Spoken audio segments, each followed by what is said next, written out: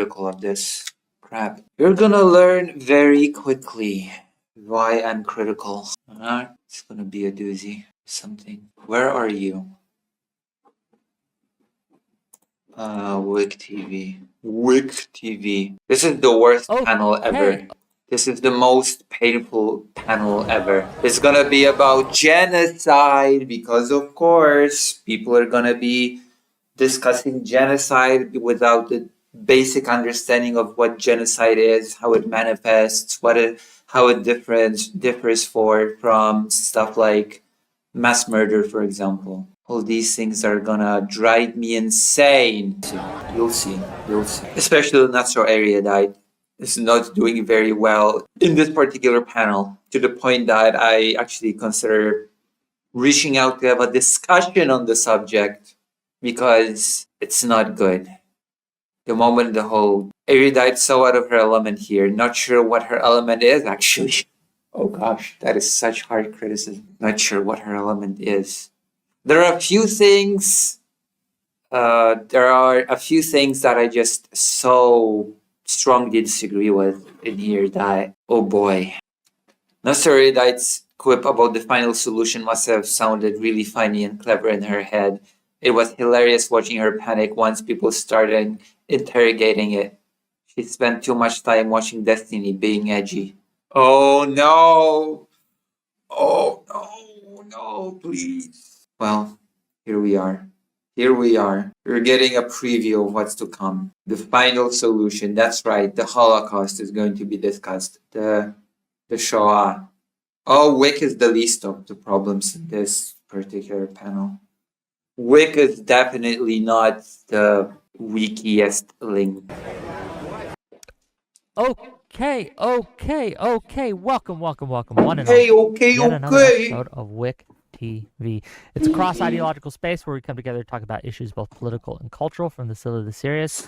Gang, we're going to be talking today about who has a better solution to crime, the right or the left. Oh no! Recently, not so erudite, Kyla here, made a tweet and said this. She was quoting a gentleman by the name of Gunther Eagleman, referencing the Charlotte train murder of Arenia. I think I'm saying her name right. She says this: the right has zero solutions to this, by the way. Zero Paranoid, final schizophrenic, solution. violent outbursts require an integrated care system to ensure he has access to and is taking his medication. And they just defunded school lunches. They won't fund this. In response, Lactoid says the following: the right solution is to keep criminals locked up if they keep committing crime. 3 strikes laws, cash bail, tough sentences, low threshold for felonies. Yeah, the United States has the biggest number of prisoners per capita in the world, I'm pretty sure still. And the solution to crime in the United States is to have even more prisoners per capita, to break the world record even more. That's the solution, because it has worked so well over the years. That has solved it. Locking up criminals. Does the US have the biggest amount of prisoners per capita still? Yes. Oh, wow. The US has the highest incarceration rate per capita in the world. Whoa, whoops. Although a few smaller countries like El Salvador and Turkmenistan have slightly higher rates. Wow, that makes it so much better. The US has held the highest rate among all democracies for many years. So yeah, that's the solution. Let's just lock up more people, because not enough people are in prison in the United States. That's the ticket. It has solved the problems for many years thus far. I wonder if anybody's gonna point it out. Hey, we already have the largest incarceration rate in the world per capita, and it has not solved jack shit. So why do we think that doing that more will solve things more? Proactive policing, etc. For this particular incident, Yes, more any one of those policing, more proposals incarceration. That will solve it. That will solve it. I guess just I don't know. I don't know what to say at this point. Maybe just every single country other than the United States is just less prone to crime. Maybe there's this essentialist, I don't know, fundamental thing that causes the United States to commit more crime. And Jesus Christ. Oh my God. prevented this. Today, we're Lactoid, as always, with the brilliant brain take. The most brainy take of all. here to talk about it, and we're here to discuss it. And I've got The some smartest great people one. to go on. We're gonna give the mic first to Erudite, and then we're gonna gotta go around and Erudite is gonna trigger a conversation about genocide, which is why I'm watching this. I'm watching this for the conversation about genocide, because genocide is, as you all may know, my wheelhouse. I am the genocide content creator. I am the one that, okay, I'm not gonna say I am the one that genocides, because even for the sake of making it sound like Breaking Bad, because that's horrible. But I know a thing or two on the subject. I'll let Ant-Man have the last word. Go ahead, Erudite, open us up. Tell people who you are, what you think, all that. All that, yes, Yeah, all I'm not so that. erudite. I mean, I feel like what I think is pretty decently like fleshed out within the Why even say that? This is so automated. Hey, not so erudite. Tell us what you think on this matter. Yeah, I'm not so erudite. Why even say that? Why? I know I'm nitpicky, but what a weird start. Hey, John, why don't you tell us what you think on this issue? Yeah, I'm John. Yeah, I know. I know you're John. I addressed you as John. You've not been asked to introduce yourself. Oh boy, I'm in a really whiny mood. It's okay. People know me to be the whiner of the century. the Twitter post. I think that the right is going to be resistant to any solution. I think maybe I'll preempt. I don't want to get into squabbling about the word solution. When I say the word solution, what I mean Oh my god, spoiler alert. They are going to get into squabbling about the word solution. You don't even know. Oh, you don't even know the level of squabbling that they're going to get about the word solution. Oh, this is going to be. They're, you know what? To her credit, they're not going to be squabbling about solution. They're going to be squabbling about the final solution. Oh God. The fact that she said that at the beginning makes it so much worse. specifically is an intervention that has good outcomes, right? So the final solution was definitely labeled a solution, but I don't actually think that it was. So this Oh my God. Oh no. Why did she say that? Why did she have to say that? Oh no. Oh no. Oh God, please no. Why did she have to say that? Something so stupid. Oh no. This is what triggered it. A stupid joke triggered a whole conversation about genocide, the final solution. And if the genociders perceive what they do as a solution to a perceived problem, this is going to be very, very bad. Oh my God. And it was all triggered by a stupid joke. Oh. idea to me of just like Okay, I guess cue them arguing about genocide for most of this crap, I guess. locking people up indefinitely doesn't solve complicated issues that occur between the space of mental illness and substance abuse. And I think that by and large, most of the things that would address this, though not perfectly, but would address it, Republicans won't want to fund because Apparently, also in this video, Naturalite is going to come out against union. And the reason why Naturalite is going to come out against unions might surprise you. You might be surprised to learn why Naturalite will come out against unions. It certainly surprised me, but you'll see. I'll give my 2 cents when the time comes. You'll see. Oh, what do I know? I'm a fascist. I've been declared one recently, so I'm a bad person. they're the ones who defunded it before, and I don't see them in any near future wanting to fund it. Okay, thank you for being here. We'll get into it as we go. Lactoid, please. Oh no, this guy. Oh god, I hate him. Yeah, I'm lactoid. Why do they So do I that? didn't claim that either side. Why do they say that? Why? Why? Okay, lactoid, it's your turn.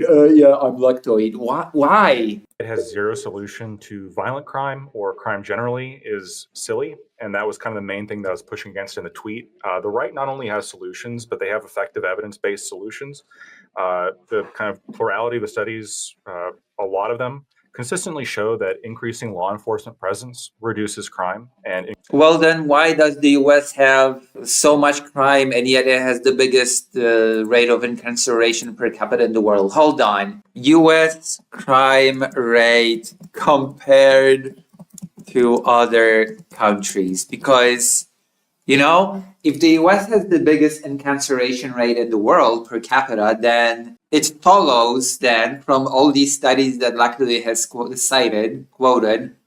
Well, he has not cited anything, but you know, the US should have the lowest crime rate per capita in the world. Oh, the US has a higher homicide rate than most other high income countries, largely due to a significantly higher rate of firearm related homicides. While the US homicide rate is higher than Europe's, its overall crime rate is sometimes ranked below the middle globally. Okay. US crime rate per capita compared to other countries. Crime rate by country by 2025. There you go. Crime index 49.3. The US has a higher crime index than Poland. The US has a higher crime index than Ukraine. No way the US has a higher crime index than. Okay, I don't trust Russia on this. Okay. Wait, so if it's such a good solution, then why doesn't the United States have the lowest crime rate in the world? Since it has the biggest incarceration rate in the world per capita. Why? What's happening? I thought the studies said that it works. I thought the studies demonstrated that it's the best thing to do. increasing sentencing for crime also reduces crime, not only in terms of a. Well, then the US crimes should be super mega ultra low, lowest in the world. Deterrence effect, but also a incapacitation effect. If you keep people who commit crime locked away, they're not out with us committing crime. And to a lesser extent, this kind of scares. Again, highest incarceration rate in the world per capita. And yet, it does not seem to lower the amount of homicides and other violent crime. It's just, I guess, it scares away other people from committing crime. It does not seem to bear out. Will anybody point this out? Am I crazy? Am I missing something? Am I stupid? Is somebody going to call me stupid? Chat, correct me, please. This is just, what is going on? Am I crazy? Am I insane? Lactoid says that more incarceration helps, more sentencing, keeping people in jail helps. But the United States has more people in jail per capita than any other place in the world, and yet it does not have the lowest crime rate. Why? I want to know. I need to know. I'm curious. So curious. Potential criminals away from doing crime. So catching criminals and keeping What do those studies even say? them away from the rest of us does indeed reduce them doing crime to the rest of us. The left has a few ineffective proposals, or they have had some ineffective proposals, I suppose. Like what? What are the proposals? What are the ineffective proposals from the left, TM? What are they?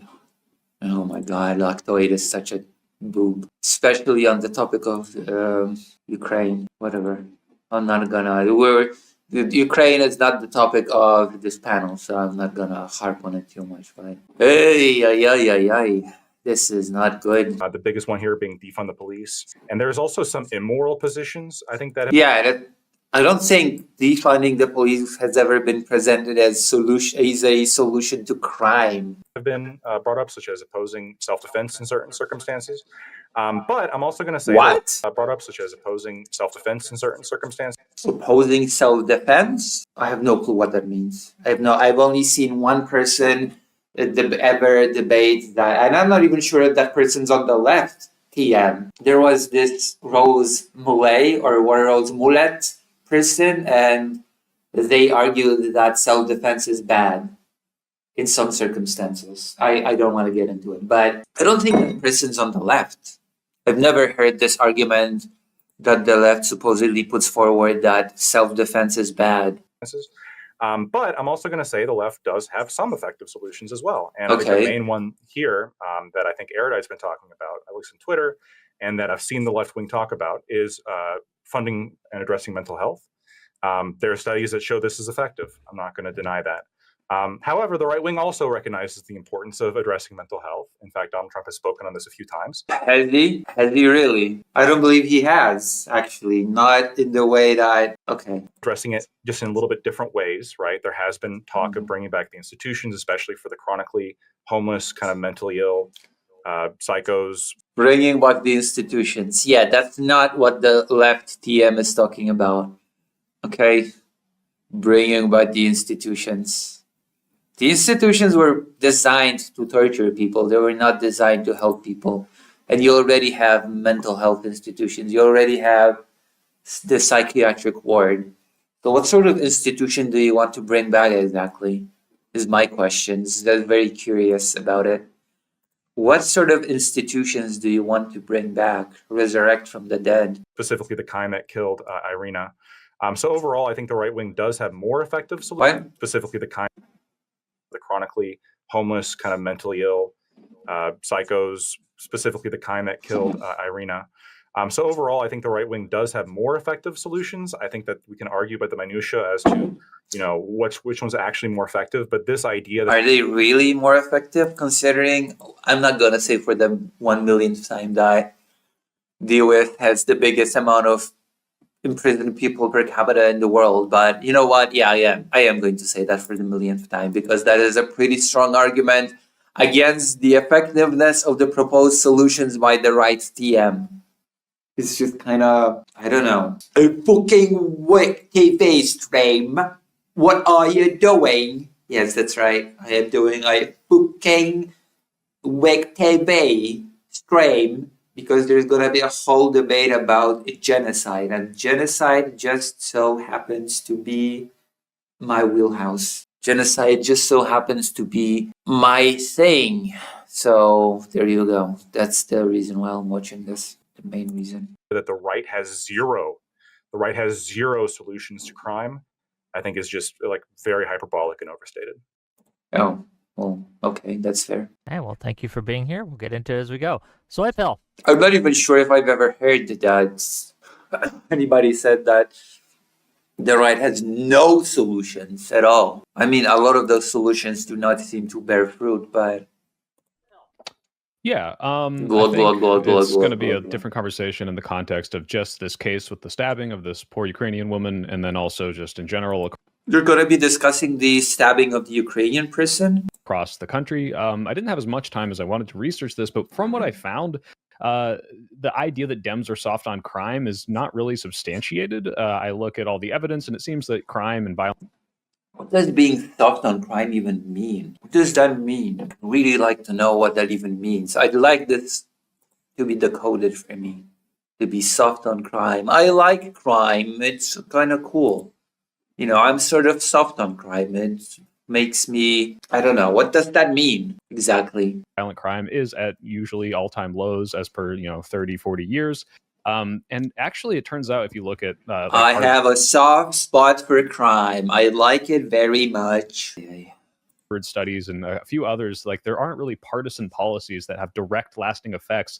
So the idea of blaming like, well, this has a Democrat mayor, this has a Republican mayor, it's really not that borne out. It's really hard to pin crime and direct violent crime on it's the Republicans' fault, it's the Democrats' fault. Obviously, I would see, I think some of the like worst things that I've seen are something like maybe Democrats' softness on like theft in California and New York. But otherwise, when we really look at this case specifically, which is a mentally ill man who was locked up once for like a Class D felony in North Carolina, for about the same time that he should be, because he committed the felony and served his time. It doesn't seem like any of those policies perceived or like pushed by the right wing is going to solve this. They say death penalty, they say lock him up longer. It doesn't really make sense to me when we're looking at this on the grand scale. I think what's kind of frustrating is we're looking at this and maybe Erudite's going to come in and say, hey, we need to fund more mental health things, and Lactoid will say, well, Donald Trump has lent some credence to that, but in reality what he's saying is that Democrat cities are lawless, warfare bound, things that we must send the military into, and he's not really applying this based on any sort of statistic or data. So overall, has he ever? Super partisan solution, and especially when we're talking about defund the police, which is not a thing proposed by Democratic politicians. It's just a very frustrating conversation, because I think most of the things and the solutions just aren't even being talked about by either side, and we've now framed this into a martial law debate. So martial law debate. Oh my god! Hopefully, the conversation isn't too frustrating, but we'll see. My god. Okay. Oh, you don't even know. You don't even know. The frustrating bit has not even begun. It has not even begun yet. Oh my goodness. Oh my gosh. It has not even begun. Don't worry. It will begin though. It will begin. Next up, first time guest on my show, Based Ant-Man. Tell people who you are, why we should listen to you, and what your thoughts. And yes, trust me, they will come back to that little quip that she did about the final solution. They will come back to it, and they will dissect it like doctors without borders, borderless doctors. Based Ant-Man. I am an attorney. I practice appellate and post-conviction criminal work. I would say, well, first off, I'll just say that these opinions are mine and mine alone, and of course, whoa, okay, thank you. They are not legal advice. Wait, is he a lawyer? Hold on, I spaced out. Based Ant-Man. Why we should listen to you and what your thoughts. Based Ant-Man. I am an attorney. An attorney, okay. Practice appellate and post-conviction criminal work. I would say, well, first off. Interestingly enough, Lactoid has not introduced himself as a lawyer, even though technically speaking, he has a legal education. I'll just say that these opinions are mine and mine alone, and of course they are not legal advice. I have to say that because of my employer. I think what we're going to find, at least from my perspective, is that this is not a Republican and Democrat thing. And while on the national stage and for the federal level, there's a lot of back and forth, you will find at the state level and the county level that we have a lot of the interventions that have been proposed here or suggested work. Some of them don't, but we do have them, and there gets to be a point, I can say this having represented defendants who are multi-time clients of mine, that there gets to be a point where the safest place for them, for everybody else, is for them to be locked up. I don't want them on the streets, and I represent them. So that's my perspective. Well, does that mean that the U.S. has a more number of dangerous people per capita than anywhere else in the world? And if that's so, then I would like to know why. Okay, well, let's get into it. If you have trouble getting a word in edgewise, or if you feel like the need to step in and you can't, just let me know. Send me a DM, raise your hand or something. We'll get into it. Send me a DM? That, let's open it up. I guess. What? Send me a DM?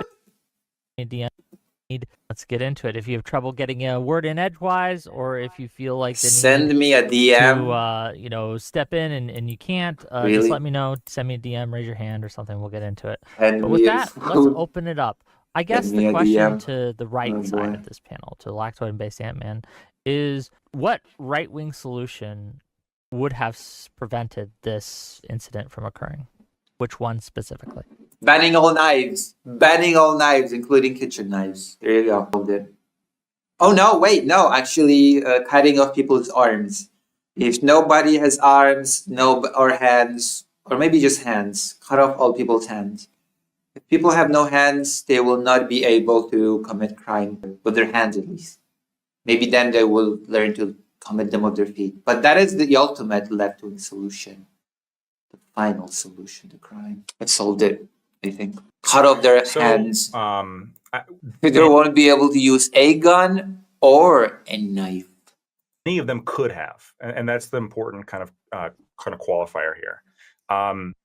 This guy, he was arrested, I think, 14 times. He was convicted of a couple felonies.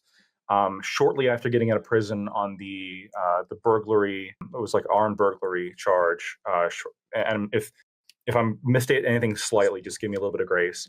I know that I will not give you any grace. You're supposed to be prepared for these panels.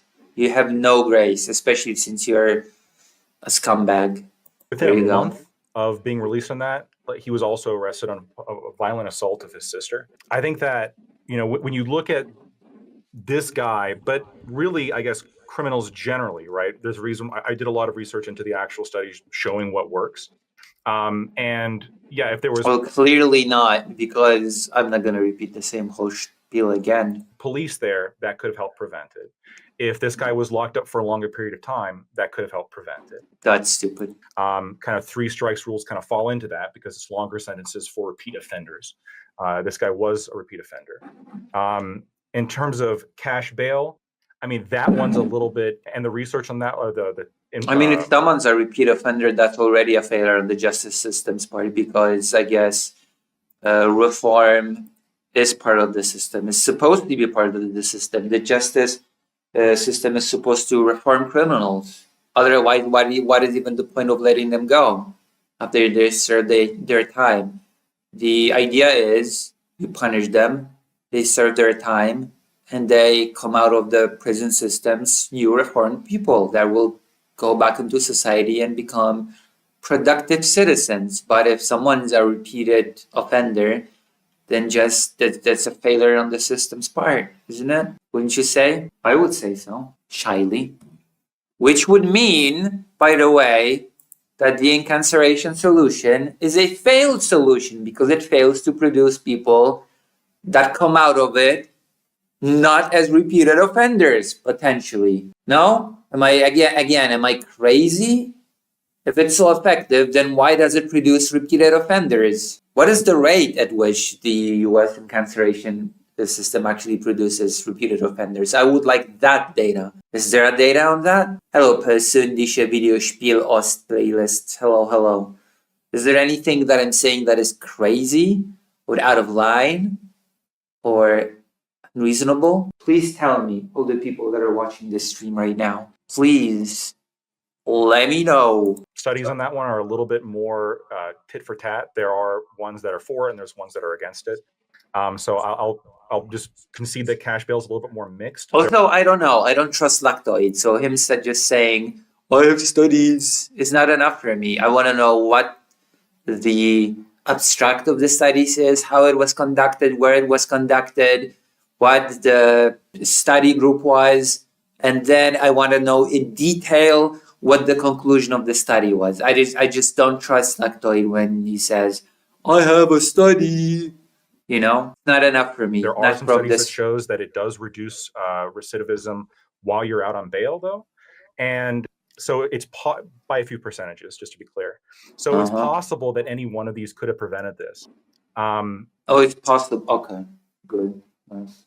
Now, I also want to make the argument that if this guy had the mental health care of the Democrats' dreams, or even the far left's dreams, where everybody has their own psychologist or something, that's also not going to guaranteedly prevent this from happening. So the question is, well, in terms of an evidence-based solutions, what is the right proposing versus what is the left proposing? And all the ones that I listed out are things that the right is proposing that do reduce crime.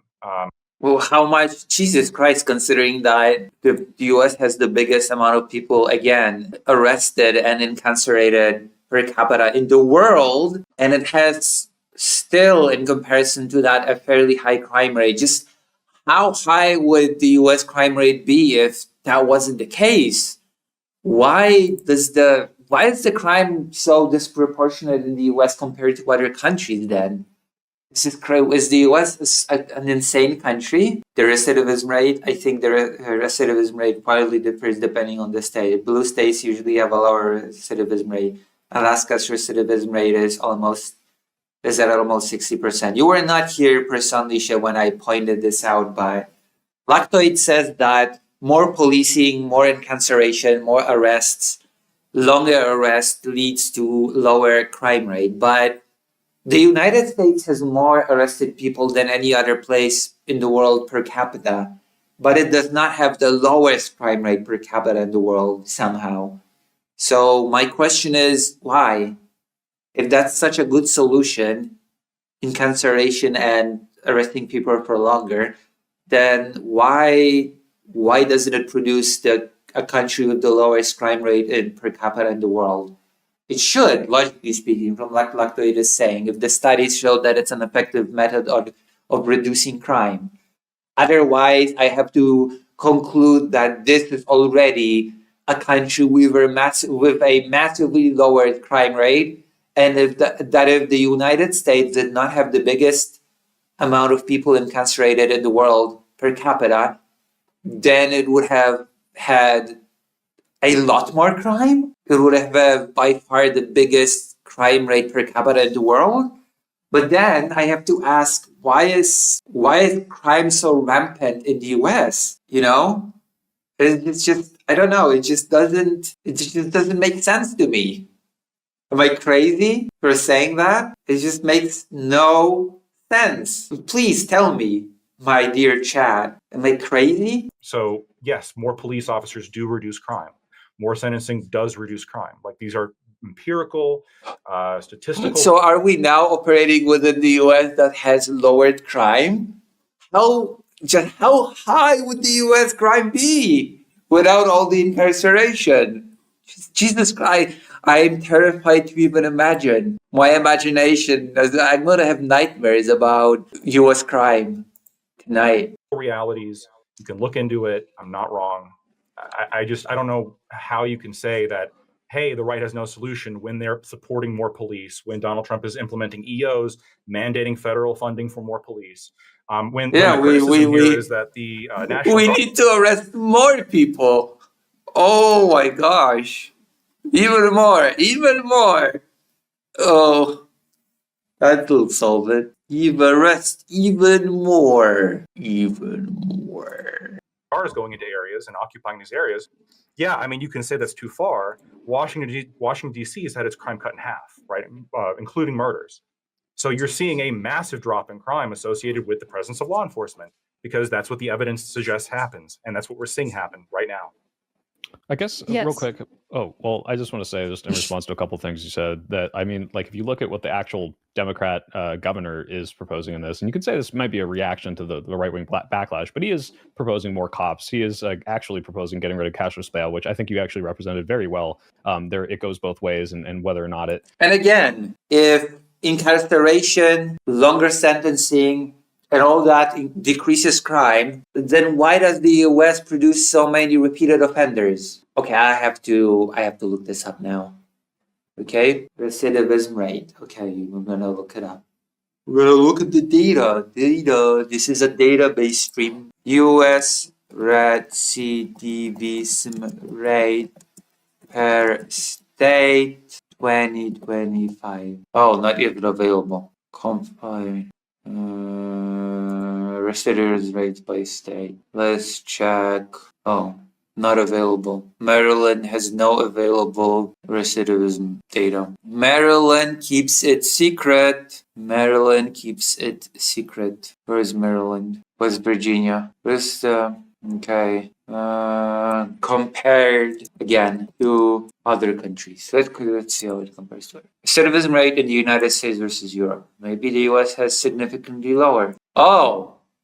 The US has significantly higher recidivism rates than many other developed countries. Oh, it's interesting, considering that more policing, more arrests leads to the lowering of crime. The data shows that, I guess. So supposedly, the US should have a lower recidivism rate than other countries in the world, right? Arrest everybody, then nobody can commit crimes. I hate these pseudo debates because the side that argues for her longer sentences clearly has never engaged with any research on prisoners prisons or heard interviews with former inmates. People learn aggressive behavior in prisons oftentimes. Yeah, and then they become repeated offenders. Oh boy. Oh my gosh. I didn't even expect to be harping on this point so much, but it just, I don't know. I came here for the genocide debate, not for comparing recidivism rate in countries. Recidivism rate in the United States versus Europe. How and why are they different? Analysis. Oh.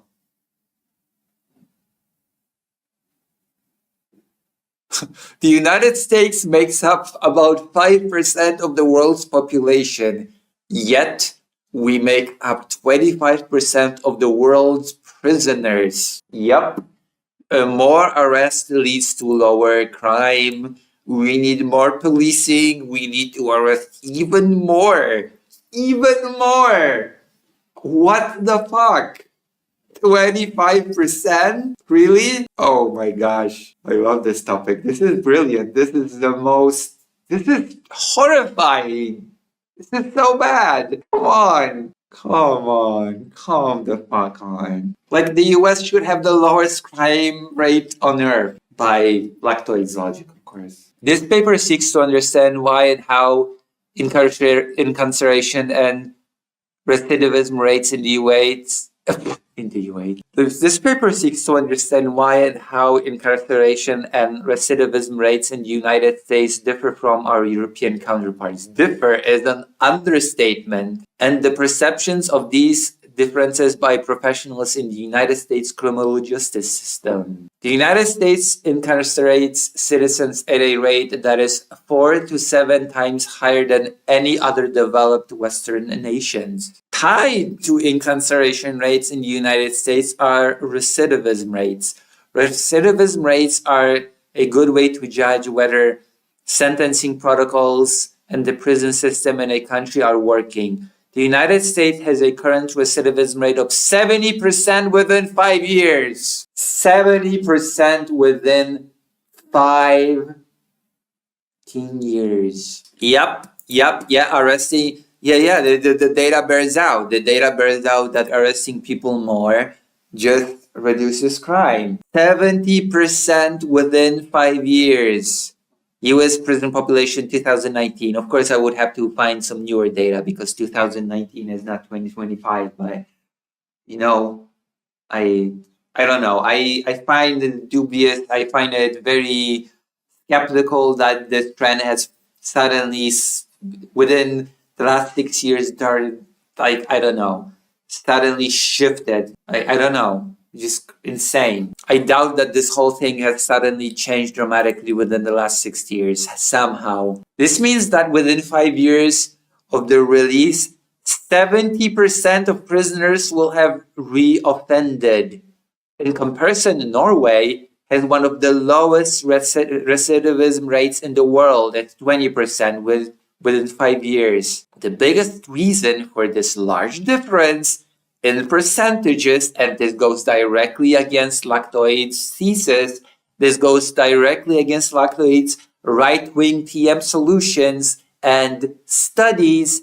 The biggest reason for this large difference in percentages is that the United States tends to focus on punishment in our criminal justice system, whereas European countries like Norway focus on rehabilitating their inmates. Another big reason is structural barriers that are present when a former inmate tries to re-enter society, like finding a job, fitting within society. Those are real issues that the United States does not seem to be interested in addressing in any substantial manner. Even this discussion panel does not even talk about this aspect of the thing. It's just arrest more, keep them locked up longer. Don't help them reintegrate into society. That'll surely lower the recidivism rate. Oh my God. Okay, let's watch the panel because we're gonna be here all night. We're gonna be here all day, night, evening, morning. Personliche Videospiel aus Playlist says, let's be real.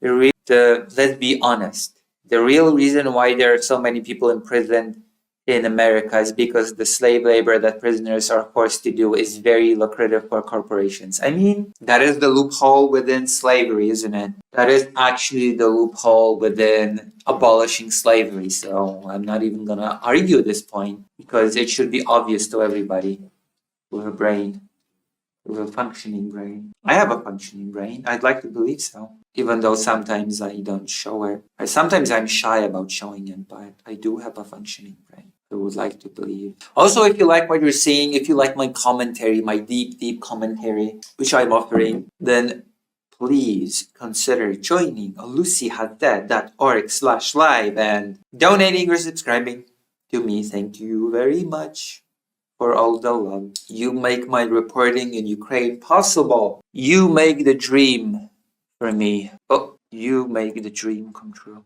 Actually reduces crime or increases crime is kind of up in the air. But the idea that more police in this area would have stopped a mentally ill man from a random targeted stabbing of a random person, I think is kind of the contention I have. I don't understand. If people are scared of doing crimes because there are police in the area, I think that makes perfect sense. Having a cop on every single subway car, on every single, possible place where someone could just do some crazy thing. And to be clear, this man was very mentally ill. He said, like, the materials in my body made me. It would definitely decrease the rate of unemployment if everybody would be employed as a cop.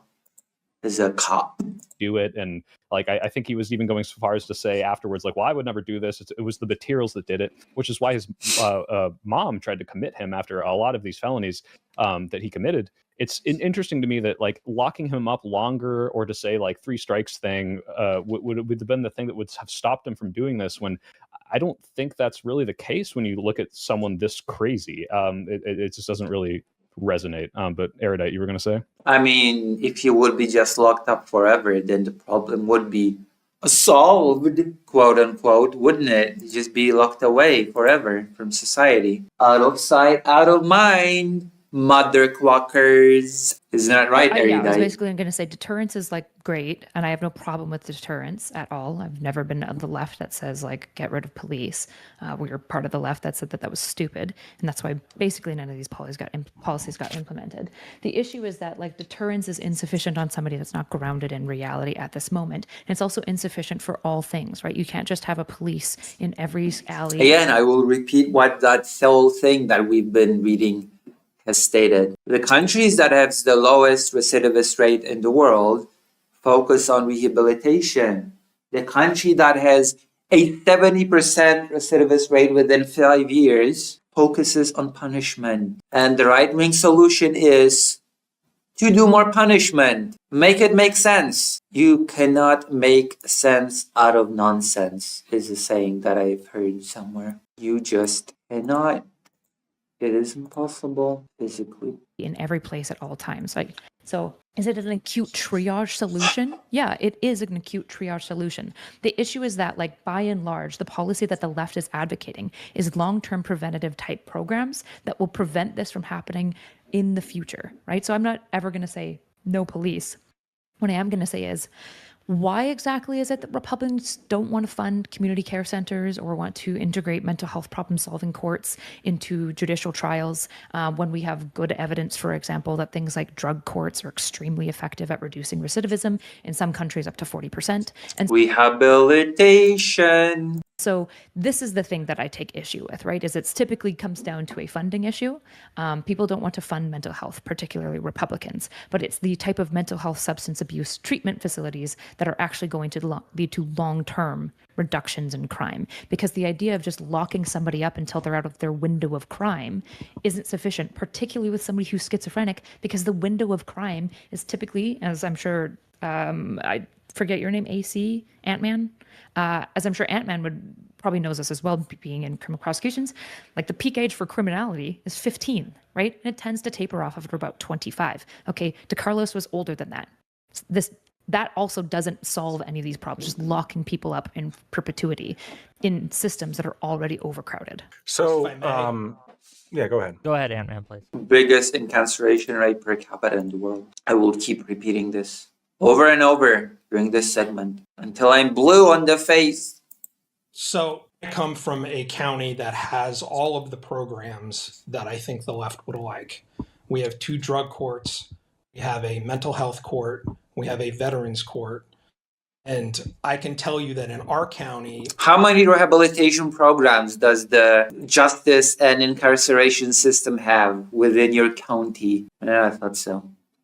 I'd like to know. I'm very curious, okay? Because I somehow, I don't, like, all of these systems work in other countries and reduce recidivism, and somehow in the US it just doesn't. The US has all the means, but it just doesn't.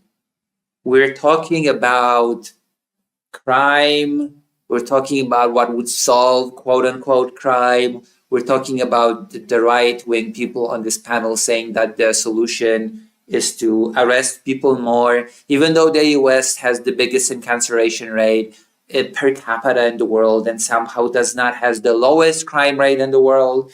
So this solution is so effective, then why does it not produce results? Why Norway has, let's just go back to this, okay? Because this is important. Within 5 years of their release, 70% of prisoners in the US will have reoffended. In comparison, Norway has one of the lowest recidivism rates in the world at 20% within 5 years. The biggest reason for this large difference in percentages is that the United States tends to focus on punishment, which is something that the people on this panel that are right-wing are advocating for. They're saying, you know what would solve crime? Even more punishment. We should arrest more people. We should have more policing. We should lock them up for longer. But again, the United States tend to focus on punishment in our criminal justice system. 70% of prisoners will have reoffended within 5 years, whereas European countries like Norway focus on rehabilitating their inmates. Another reason is structural barriers that are present when a former inmate tries to re-enter society, which is also a big factor and not even a topic that is being discussed on this panel. This is not even considered a factor on this panel, to be quite honest with you. Reintegrating people into society is not even. Personliche Videospiel Ost playlists asks, Lucy, did you ever watch that one Tory politician visiting a prison in Norway, and she basically acted condescendingly to the prisoners the entire time she was there, right? So there we go. I've given you the TLDR. Also, that is the funny thing, okay? The reason why I'm watching this is not even this whole big rant that I'm going on about the incarceration rate, the recidivism rate. All this is true, but I'm actually watching this for an entirely different reason. It's like, how should I put it? There's going to be a debate about genocide, and I'm here for it, okay? I'm here for the debate on genocide that Not So Erudite has sparked with a joke, a silly joke. Also, clearly, Norway is doing something better than the United States, okay? Oh, God. We need to arrest more people. Mr. Brown would not have been eligible for any of those programs given his... Did you watch it? I have not. And that's just the unfortunate reality, is that they are not for that level of person or the criminal convictions in the record. I spent some time last night trying to put together what his actual criminal record, his rap sheet is. And that was not easy to do. But I can tell you there are about 3 places I see from what I put together where he had opportunities for the state to step in. Like, again, I'm hearing the argument that more policing, more arrests, longer arrests leads to the decrease in crime. But again, by that logic, the United States of America should have the lowest crime rate in the entire world per capita, of course. Whether it was through the criminal system or through the mental health system. Am I crazy? It did not do so. He had multiple arrests as a juvenile, and as near as I can tell, every one of those cases was dismissed. I don't know what they were for.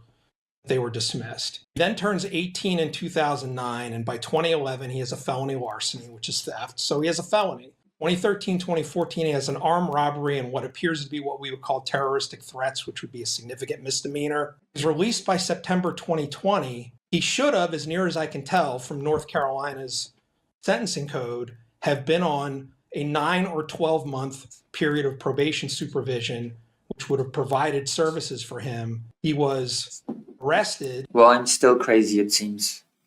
So I have to know your secret. How to stop? How to stop? How do I stop property being crimes and crazy? Trespassing, which should have been a parole violation, which would have provided him with How services. can I stop? It seems nothing happened. Then by July of, let me look here.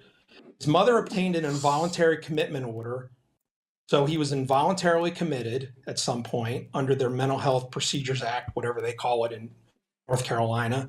That could have given him involuntary inpatient mental health services for up to a year. He was then had police contact, which they apparently didn't think was significant enough, other than to refer him to resources. And then we get to the misuse of 911 in 2025, and then the murder. So we had opportunities to provide him with services, and we didn't do so. So Why? I don't know. My understanding was We the kept letting him out. involuntary. My understanding was his mom trying to get the involuntary commitment failed because the resources weren't there. Either it was because of he didn't qualify, like you said, I don't know, or because they Didn't qualify? That is so weird. That is so bizarre. weren't able to go through the system. It was too sluggish. I did not find that information, but it seems like attempting to get the resources was the right step, and it just didn't happen, which is why I would say at the very least for this case specifically, because like I said, I don't think it's a super partisan issue when you zoom out. I know that's a thing in Poland where you get a court order and people can be held in a mental institute without being able to get out. Like when I was in the mental institute, I committed myself. I had a person that was there with me, and they just couldn't get out. They couldn't get out whenever they wanted because they were a very, very severe case of a person that could not distinguish dreams from reality. So they were a danger to themselves and others. Kind of, because they were not really violent per se, but I guess they were a danger to themselves considering that they had really serious problems with distinguishing dreams from reality. That's the person that I've seen chase down their psychiatrist down the corridor and shouting at them, "I will never get out of here. I will be trapped in here forever." And the psychiatrist responding, "I swear on my life, I will get you out of here. I will help you." Very intense moment. Who is this person they're talking about? They're talking about the stabber that killed the Ukrainian woman recently. They're discussing the stabbing case that happened recently of the Ukrainian refugee. I do agree with you, but at least for this case, the left's idea of we should have better funded mental health services that are more expedited and allow these people to get into these things, that didn't exist here. And I think that's probably one of the only things that would have stopped this, unless, and I do see solutions to the right that I don't agree with, that are, well, they should have just killed him, death penalty after his larceny. They should have locked him up longer, which, I mean, he fell into what was the bandwidth of a Class D felony for the larceny, and he served his time. I don't know if doubling that sentence or tripling that sentence would have stopped him from being a schizophrenic. So I guess for this case, it does seem like the funding would have been the difference, the delineator as to whether or not he actually got out and did this again. A part of these issues that we're pointing out that Ant-Man pointed out is that he couldn't access a lot of these like mental health courts because of his prior felony. Okay, well, where does that philosophy come from? Well, if you look into it, it's from tough on crime bills and tough on crime policies, because it's certainly not the left that's opposed to felons. As somebody in Canada in a very liberal area with a very liberal mental health policy, we worked with felons in drug court facilities all the time. So in fact, they can't access drug court, which is proven to reduce recidivism and increase treatment compliance. He can't access it because Republicans said, yeah, but he did a felony. 70% within 5 years. 70%. 70. 70. The United States is a place. So we need to get our vengeance. We gotta be tough on crime. Just so I'm clear, I'm not saying that people who have been charged with felonies cannot access these treatment programs. Violent felonies, yes. I mean, I think that's one of the cutoffs. And you yeah, could that's call what that I'm taking an issue with. and you can call that tough on crime, but I mean, I think That is there's where a it's legit. from. If you think look into that's the a- bill origination, right? The origin of drug court language came from a specific mental health bill. And the tough on crime aspect, specifically isolating things like violent crime, was Republican driven. That was what was in the bill. I guess For drug for my edification, Ant-Man, can you tell me, first of all, do you support keeping violent offenders out of things like drug court and things like that? And whether you do or do not, can you give us the You're violent. You don't I guess deserve help. the You're thought lost. process You should be locked for life. about why that's the case? Well, I mean, I think in general, the cutoff for a lot of diversionary type programs, and I'm speaking for my own state, so this may be different, but I think you'll find that if these states have these kind of programs, violent crime is a cutoff, and it always will be, because 70% recidivism rate within 5 years. Biggest amount of incarcerated people per capita in the world. In fact, I think the exact number was, and that is insane. The United States makes up about 5% of the world's population, yet we make up 25% of the world's prisoners. 25%. 1/4. 1 out of 4. there is an issue with, first off, you have to hold people accountable. I don't know if the United States methods should be held as the highest standard of solving complicated issues such as this. The proof seems to be in the pudding. I don't know. Maybe maybe I should be locked in a rubber room or something. And you do that through punishment, and that is jail sentences. And there's programming in There jails. you go. Punishment. The name of the game is punishment, just like this little report said that we read. Whoa. Hoo-hoo. Handle these kind of things. We have an entire state correctional institution in my state that is dedicated to the integrated care that you have concerns about, including secure facilities, step-down facilities, and then release facilities that have mental health treatment for people with significant mental health issues. And yes, part of the deal is Rehabilitation is not the name of the game. Punishment in is. sentencing is making sure the public is protected. So yes, that's the cutoff. The public is so protected when 70% of the people that get out of the system will reoffend. That is such tight protection. I've never felt more protected. Because there are significant benefits to a defendant for drug court programs, wellness programs, mental health treatment programs. I mean, in our case, it can often mean reduced felonies to misdemeanors, or misdemeanors get dismissed. And then you have somebody who doesn't have a record, and if they're violent, I mean, you don't want that. Can I Nobody clarify wants that. something? I have to clarify something. God, that is such brain dead. That is so brain dead that I cannot even. It's no wonder the US is where it is. It's no wonder. Why are prison sentences handed in years or any period of time? Because punishment is the name of the game. Repeat after me. Punishment is the name of the game. Crime and punishment. That's why. And that leads to 70% recidivism rate within 5 years. Amazing. That sure solves the problem. Because what it seems like, I think they might be interpreting what you're saying, Ant-Man, is that this, like, if you commit violent crimes, you're ineligible for like drug court or mental health court. But and correct me if I'm wrong, but what that means is that drug court or mental health court, these are alternatives to like an actual court that would give you some kind of like prison sentence. It's not an alternative to, like, you can still get mental health treatment while incarcerated if you've been convicted of a violent crime. I'm not aware of any state that that doesn't allow you to get mental health services. And yet rehabilitation is so piss poor in the United States that we already read the data on that one. We've already done that.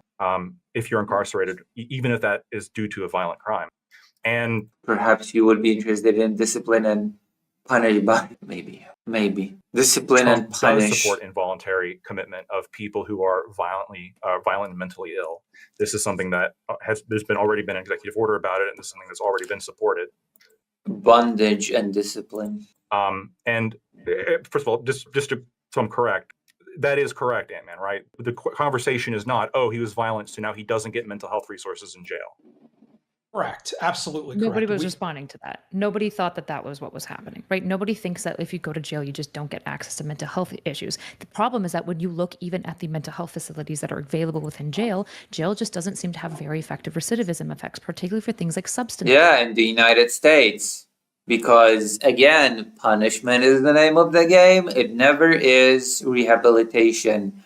Duh? Oh no. How can that be? Abuse, probably due to the nature of the size and volume. It's not like I'm going to like knock all the practitioners that are trying to make it work. I think that unfortunately the jail system doesn't set up an environment where these types of like healing and recovery that we want to see take place actually to take place. And the idea that like the violent crime is the cutoff because of like some notion of like, well, they need a consequence. It's like, does somebody who's not violent not need a consequence? And how is having forced rehab not a consequence? There you go, a consequence. Punishment is the name of the game.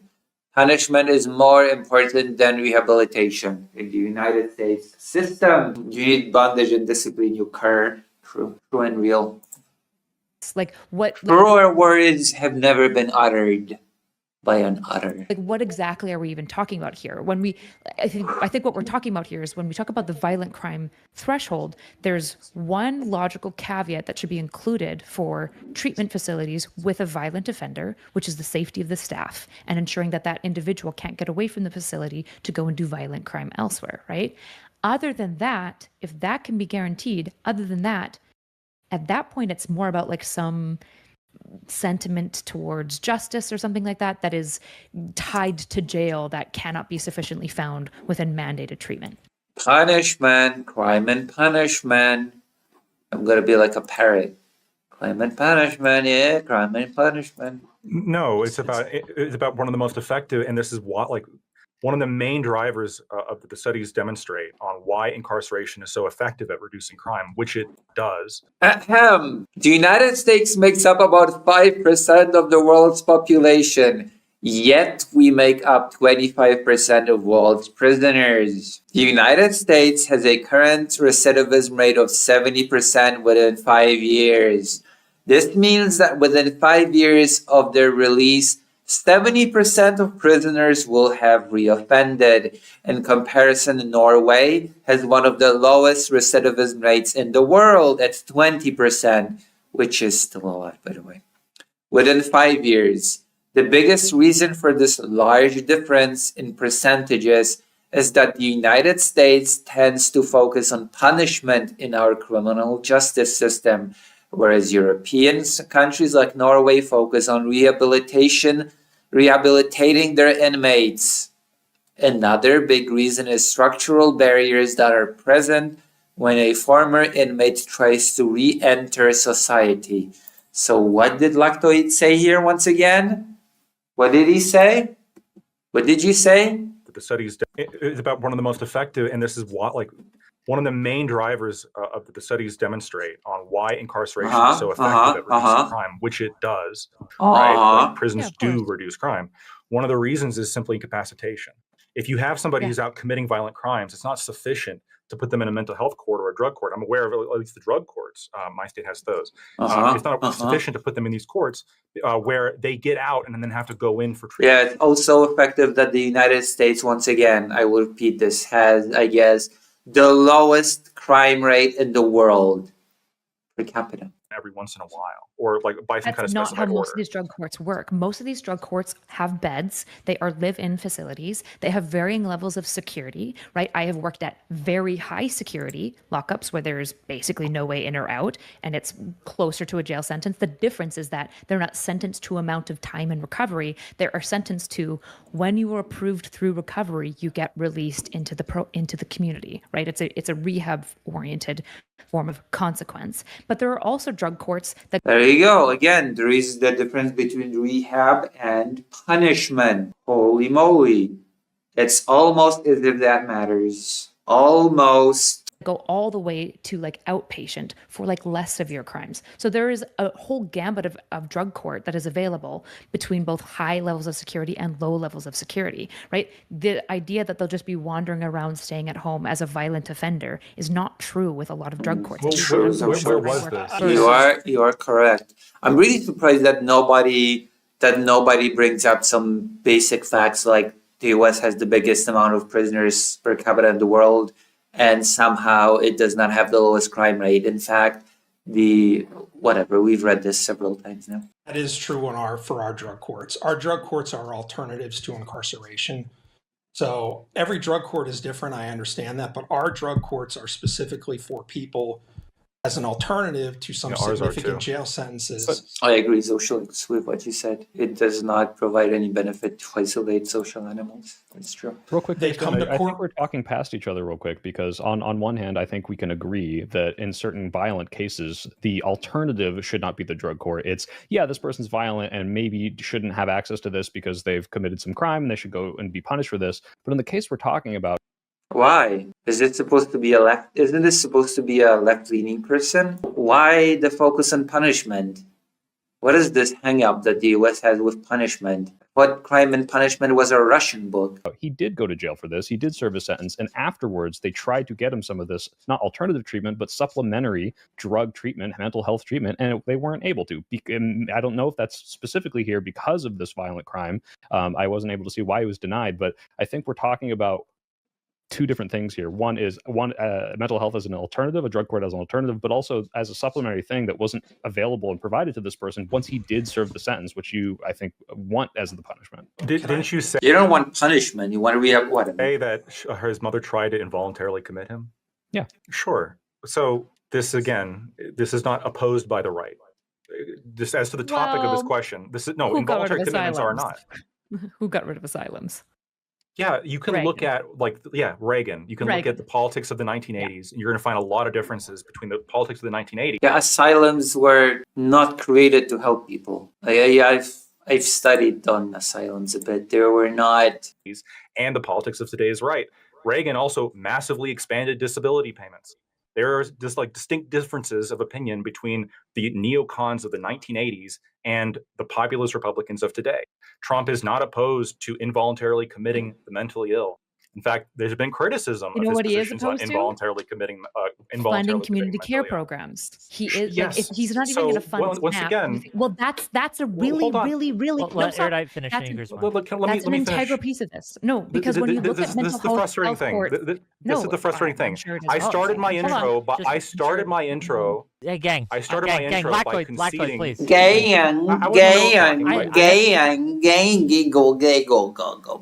Shut up. Everybody, Wick TV is speaking to the microphone. I understand you both want to talk. Okay, bro. I get it. Shut up. But we have to have a little bit of order. Law and order. Then you can respond to her point as soon as she's done. So, As soon as she's done in the middle of my point. your point was like 5 minutes long. Okay. Was It's a it? conversation, not a monologue. We're not filibuster here. Okay, Erudite and then Lactoid. Filibuster. Ladies first. I'll let Lactoid finish his thought. Okay, fine. Whatever. I guess I'm just here as window dressing. Whatever. Okay. Lactoid, go ahead. Have big feelings. You can go. Once again, Donald Trump and the right generally does not oppose involuntary commitment.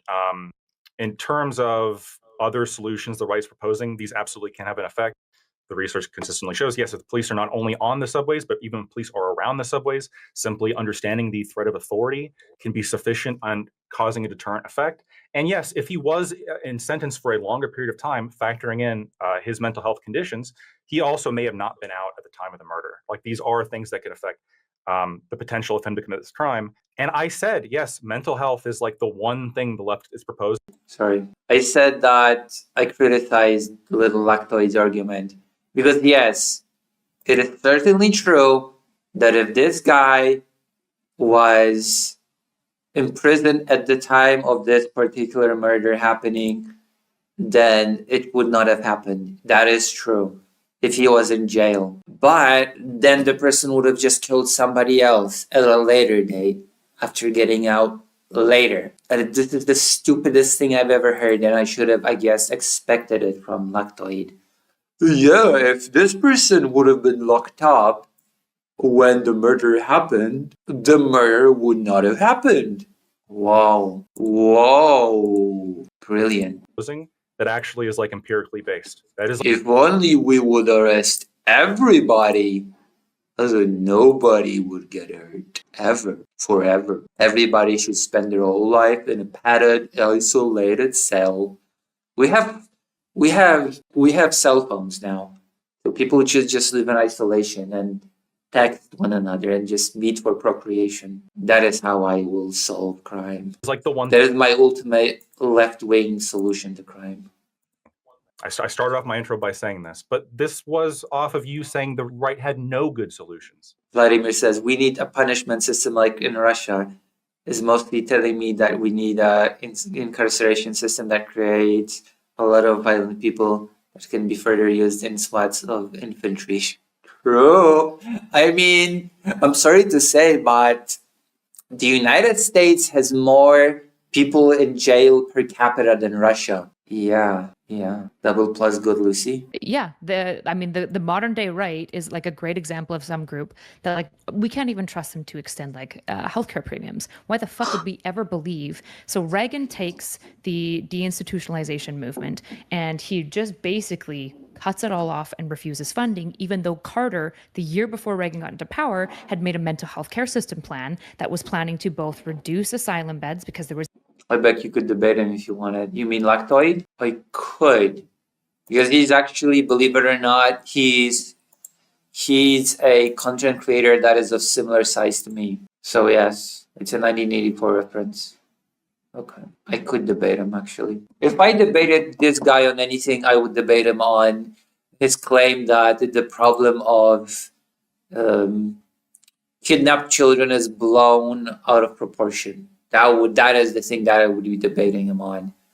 The kidnapped Ukrainian children. That is the main thing. But I also want to debate not so erudite because in this video she will be making some really stupid claims. And Vladimir says, I'm sorry, but someone is going to participate in those meat assaults against Venezuela and certainly isn't going to be an average nonviolent person. Who knows? Also, it's going to be against Greenland. Okay, it's going to be against Greenland, if anything. There's genuine concerns about overcrowding and abuse, but also integrate that with counterfunding for community care programs, because a lot of individuals that are in asylums aren't criminological, right? And so there are different ways to support different mentally ill people than just locking them up forever. And a lot of times these people end up in the same location. Everybody should be locked up forever. The idea that Trump, who won't fund SNAP, who won't fund Medicaid, that we should believe that he's suddenly going to build now asylum centers that are funded sufficiently with staff that are trained sufficiently to run them ethically, and also have the integrated community care portion that is also necessary to see recidivism and stabilization of mental health. For example, if DeCarlos had been forced to stay on its anti-psychs, that probably would have solved most of our problems. And you need community care centers to do that. The idea that Trump will fund that is absurd to me. There isn't a world where, like, his entire past economic year, you're going to convince me that he's going to fund a new mental health program, particularly when most of his constituents, most of the pundits around him, are just calling for the death penalty and pretending that that actually solves the problem when it doesn't. And real quick, I do want to. I need to go to the toilet. I feel a strong urge. I am traumatized by what's going on right now, so asylums aren't ethical. You silly person. Yeah, they were devised as torture chambers, basically. I don't think Not So Erudite is very familiar with the history of mental asylums, because they were definitely, absolutely not created to help people. Let me tell you, White. They were not created to help people in need, okay? They were created as basically, I don't know, torture chambers, unironically. But whatever, what do I know? What do I know? I'll be right back. I'm going to pee. Right back. enjoy this waiting screen, okay? Enjoy the best waiting screen in the world. Oh, we should be talking about Hassan and the dog thing right in the chat while looking at this. If you want me to talk about the Hassan dog thing, imagine me using Fido as a prop. I just said 5 times in a row, I promised to unmute myself. And I did. Okay, we're gonna turn off Fido. Boop, boop, boop, boop, boop, boop, boop. Let's see if anybody listened to my soul. Oh, nobody. Nobody listened to my suggestion. Okay, nobody cares. Nobody cares about what I have to say. Oh, I thought you cared, but none of you do. None of you do. I am so disappointed in all of you. Build a slight bridge, if not like maybe let some credence to what you're saying, Lactoid. Like in the executive order, in what is it, Section 4, subsection B, it does say the Attorney General shall prioritize available funding to support the expansion of drug courts and mental health courts for individuals for which such diversion serves public safety. And so obviously he is signaling this in this EO of like, well, obviously I'm in support of this. I want more funding to this. But what Erudite's saying, which I really agree with, is the indication of all of this virtue signaling he said in the same way he's like, well, I support this community, or I support, this program and this distribution. But when we look at the actual actions taken by him, and it's not let's fund SNAP more, let's fund things that reduce poverty, let's try to reduce crime. It's, hey, I'm going to say this thing because I know it appeases people, but in the end, I'm going to pass laws that ultimately do not fund these programs and send the military in, which I guess you could say is in short term effective in certain cases, but I don't see this as the long-term solution that the left is looking for. Even if that is true, the military is even more effective than police, because if you just I'm not gonna say it. I'm not gonna. He's saying the right words in certain cases. Yeah. So I guess the first thing to say is I think this argument now, because I'm pointing to things that not only things that he's saying, but also things that the right has generally supported. Right. You have put this in the category of going out and locking up dangerous people. I do think the right wing has shown a willingness to fund this, or at least what they perceive to be violent, dangerous people. But true, lock more people up. It is what the United States desperately needs. Desperately needs. If your argument now is just like we can't trust Trump to do this, we can't.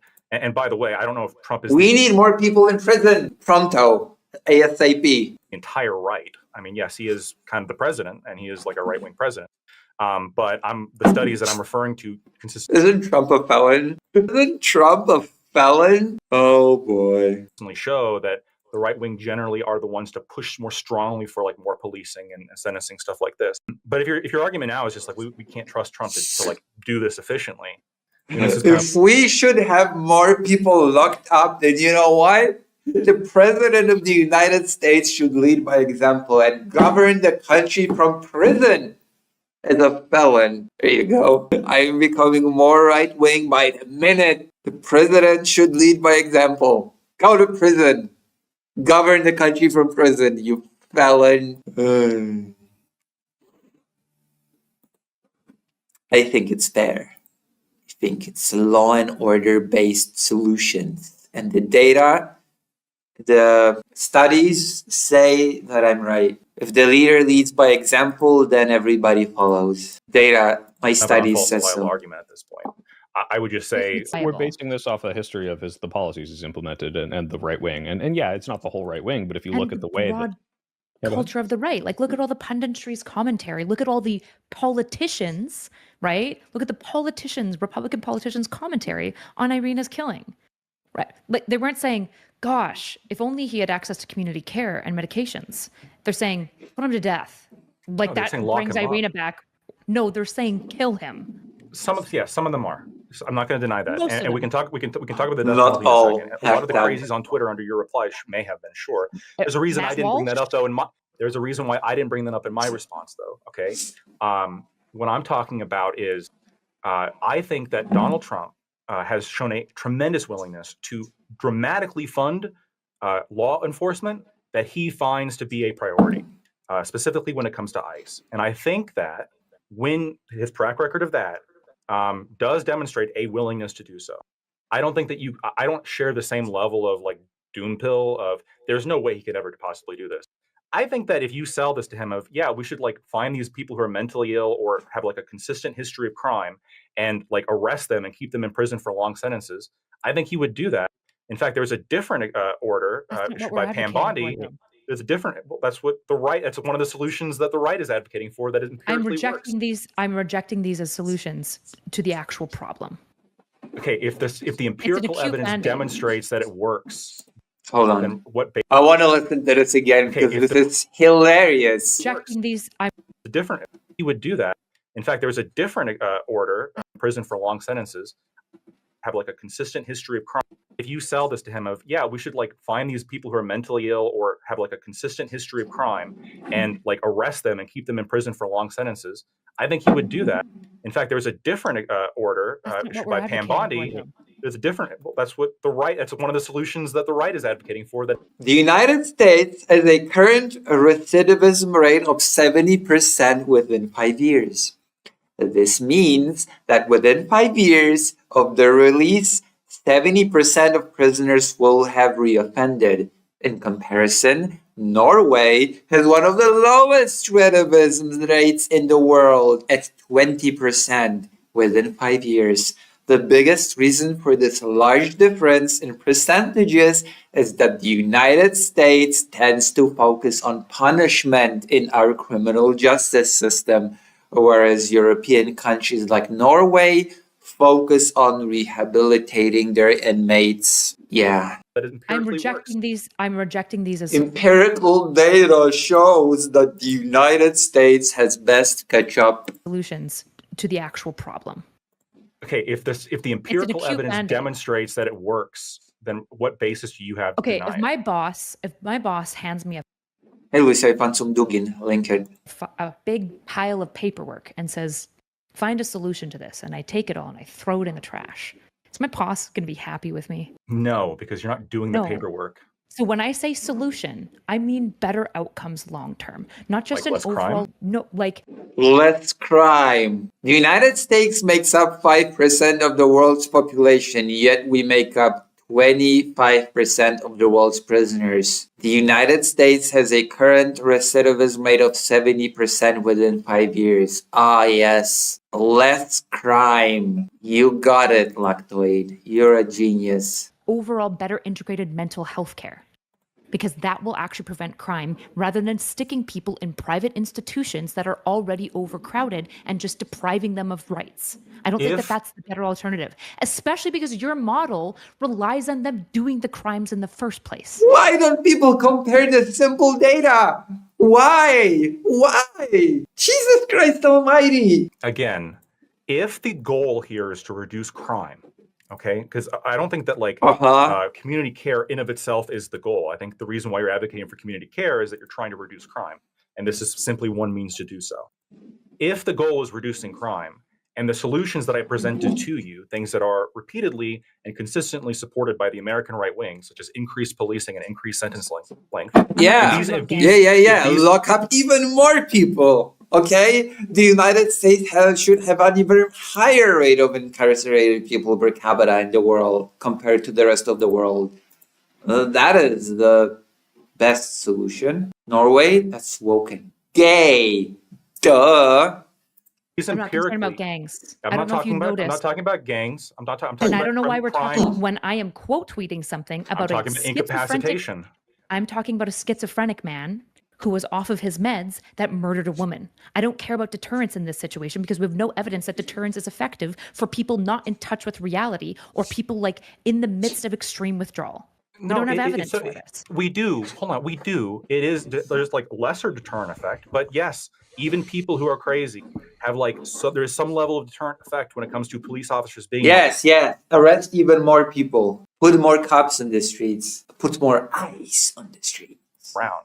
Like, there's a reason why the guy who stabbed Irina left the scene quickly and shuffled in amongst other people. I'm not denying that he's crazy, but this idea that he's just a complete incoherent animal that has no understanding what. Nobody said that. Nobody even said that. Oh my God, that is so telling. Oh, this person is insane. There must be any whatsoever of the world around him. That's not true. Yeah, he's got delusions, and he's like, what the fuck? What was that? Oh my God, Lactoid has some really interesting beliefs. But then again, based on his Ukraine Russia war arguments. I'm not even surprised. Like fucked up in a lot of ways. But that's just the deterrence angle. There's also the incapacitation angle, which just research lock them up forever. which research Long time. which hold them research forever. continuously demonstrates to be effective at reducing crime. Ahem.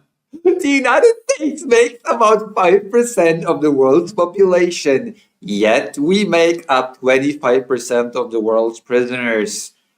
70% recidivist rate within 5 years. Yeah, the data shows just how empirical data shows. And you brought up private prisons. You brought up private Oh prisons. my you did again, God. You did on Twitter. 8% of Americans, incarcerated Americans, are locked up in private prisons. 92% are in public prisons. If you private prisons are not a major part of our criminal justice system comparatively. If you want to just get rid of that 8%, I'm actually somewhat on board with that. But that's, again, a very small percentage compared to 92% public. The whole point was about it being overcrowded. Are the public prisons magically not overcrowded? Ours are not.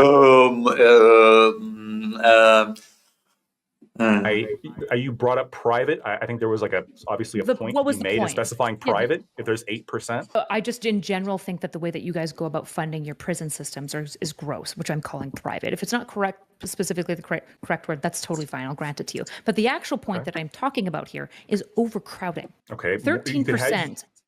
13% of the people, in prison have in the last 30 days had met the threshold for severe mental illness. I don't know why we're going to pretend that prison is actually dealing with this situation. The idea that just locking people up for longer will magically solve this. Yes. And also lock more people up. It's not enough. That's just part of the solution. The other part of this puzzle is locking more people up. Be tough. Don't be a softie. Do it. Problem. Do you not think a 55-year-old schizophrenic can also do violence after getting out from 25 years? And do you not think that jail might be somewhat exacerbative for the symptoms that cause things like violence within schizophrenia? What do you think predicts paranoid schizophrenia specifically? This is frustrating because I keep citing the research that demonstrates it's effective. You haven't cited anything. You just said the research says that. You haven't cited what the research is, who conducted it, how it was conducted, what was the tested group, what the abstract was, what the exact conclusions to the research was. You didn't cite any of it. You just made a claim that the research says so. You haven't cited anything saying research agrees with me. It's not citing research. What's up? Really? Oh my God. I've actually quoted stuff. Look, I cited stuff. There you go. I actually cited stuff. Recidivism rates in the United States versus Europe. How and why they're different. There you go. Michigan University. That is actual thing that I'm bringing up. You haven't brought up anything. You just said, well, research and empirical data agree with me. So you see, you should agree with me as well. It's not citing anything. And then you keep trying to intuit train. I just don't know why you're trying to beat my empirical research data-driven evidence when you're just trying to intuit your way into this whole 25%, 1/4, biggest amount of people imprisoned in the world per capita, 70% recidivism rate within 5 years. Clearly, the solution is not working, is it? Clearly not effective. Why it wouldn't be effective when the empirical evidence demonstrates the exact when the empirical evidence. The empirical evidence. Because if your goal is more or less crime. Okay. You're saying total crime go down, and I am saying, which is, again, the implication of this is terrifying. Because if this is effective at lowering crime rate, then just how much bigger would crime rate be in the United States if it did not have the biggest amount of imprisoned people per capita in the world? saying there isn't good evidence that this actually long-term solves less crime occurring because your Yes, system relies on them doing crime in the first place. Okay, I want to make sure some other people.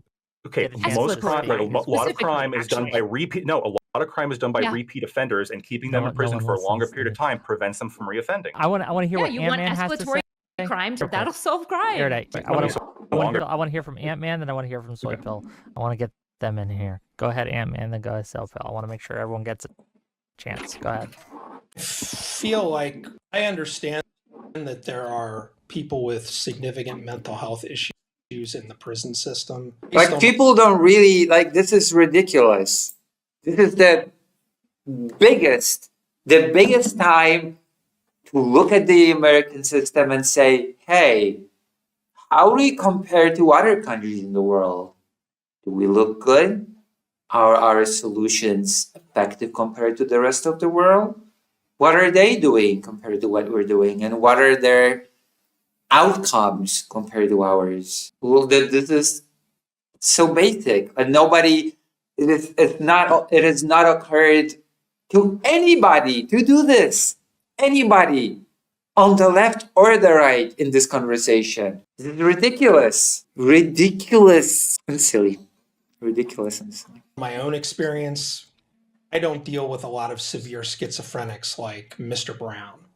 That is a rarity for me. I just deal with criminals. They have criminality issues and they don't look at the world like the rest of us do. And that is just a harsh reality. It has very little to do with their mental health. They just see the world. What the fuck? What? What the hell is this? Oh, they just see the world fundamentally different than us. They are fundamentally different than us. There is just this objective, fundamental thing about them that is just different from us. There's this essential part about them that is different. They have the criminal gene, and it has nothing to do with mental health whatsoever. You know, they're just born criminals. They just see the world different. They're just built different. What? Of course. Why am I not even? Yeah. And that is just the harsh reality. They're just built different. Do they have mental health issues? Yes. Definitely they have mental health issues. Oh, so do they or do they not? You just said that mental health. What? Mental health. Aren't lawyers supposed to be smart people? Aren't they supposed to be logical thinkers that do not contradict themselves from sentence to sentence? Very little to do with their mental health. It has very little to do with their mental health because they are just fundamentally different. They think about the world differently, but do they have mental health issues? They do. So I guess that means that it does have something to do with their mental health. Even though just seconds ago you said it doesn't. Make it make sense. As per usual, you cannot make sense out of nonsense. And this person has been designated by me as a incoherent rambler. And there I thought that lawyers were supposed to be able to string two coherent sentences together that do not contradict each other, one after the other. Vladimir says, so watch when you're in a good mood, not dizzy or whatever wrong with your health. I'll watch like 40 minutes or something and kick my ass in a metaphorical sense. Do I sound still ill? Chat, right? If you think that I still sound a little bit ill. Write in the chat if you feel like I don't sound 100%. Do they have mental health issues? Yes. Definitely they have mental health issues. But it is not at the level that this particular case, which has obviously made the national news. By and large, a lot of them are just criminals, and they are. What the fuck does that mean? A lot of them are just criminals. That is such a nonsense. That is such a thought-terminating cliche statement. They're just criminals, you know. It is what it is. It is what it is. They're just criminals. Repeat offenders who. Yeah, repeat offenders. Why do they repeat? Does the question even enter your mind? Does it? Jesus Christ. Recidivism is as high as it is because of people like you. It's because of people like you. Have significant costs to the community to individuals. Remember, It is in the same veil as people are just evil. Yeah, it's not even in the same veil. It's not even in the same vein. It's just the same. This person is basically just saying some people are just evil. You just build different. You just think about the world different than us. Saying, yeah, it's exactly the same. It's just saying they're just evil. They're just criminals. You can just replace it with they're just evil. They're just evil people. Defense attorney. I'm telling you that there are victims. Like, I cannot believe that I'm listening to this being put as a serious argument by a legal professional. And then people are wondering, why are people repeated offenders? Well, because you're just treating them as just evil, that see the world differently. Maybe that has something to do with it. Maybe. It is you're flubbing your words a decent amount. Yeah. Yep. I am a bit ill still. Thank you for noticing. Who have significant damage in their lives. The victims, their families, for these types of criminals who repeat over and over again. Personally, I hate that I have to repeat this over and over and over and over again, but the United States has a current recidivism rate of 70% within 5 years. This means that within 5 years of their release, 70% of prisoners will have reoffended. In comparison, Norway has one of the lowest recidivism rates in the world, at 20% within 5 years. The biggest reason for this large difference in percentages is that the United States tends to focus on punishment in our criminal justice system, whereas European countries like Norway focus on rehabilitating their inmates. I don't think they should be out. And I appreciate the notion that criminality can start at 15 and tapers off at 25. That's not my experience. Yeah, the solution to crime is not rehabilitation solution, quote unquote. No, it's to lock people up indefinitely because, they're repeated offenders. They're just evil people that are built different. Oh my More God. like it tapers off after 40. So while I don't think we should be putting people to death, I am anti-death penalty. If we have people who are violently assaulting people, violently robbing people, using guns and shooting them, I don't necessarily have a problem with very long prison sentences for that and very long supervision times after that as well. There's such brain dead. I'm sorry, but the data speaks for itself. Well, where if they don't do what they're supposed to do, which includes their mental health, we violate their parole and we put them back in where they do it. So I think the issue here is, Lactoid, obviously the logic behind what you're saying, and I think the research too as well, is true insofar as you will get a short-term reduction in the crimes committed by potential repeat. Please, for the love of God, look at the recidivism rates in the United States versus other places, and then do some analysis, okay? Please, for the love of God, use your critical thinking skills. Offenders if you lock them up longer. The United States is not the only country in the world. You can compare the things that you implement in different countries, and then you can compare the results that you get. You can compare these outcomes and see which countries do it better. The United States is not the only country in the world. And just to bring it to the more absurd thing, let's say we just killed everyone for every crime. I'm gonna need to take a break after this because this is ridiculous and I'm tired. That's going to reduce crime by a lot. If you look at extreme examples by Singapore or any of the other places with very draconian laws. So when the right is advocating for let's lock them up longer, I think the issue that Erudite and I are having is, okay, sure, you were preventing. Oh yeah, none of these people have actually done any research on any country.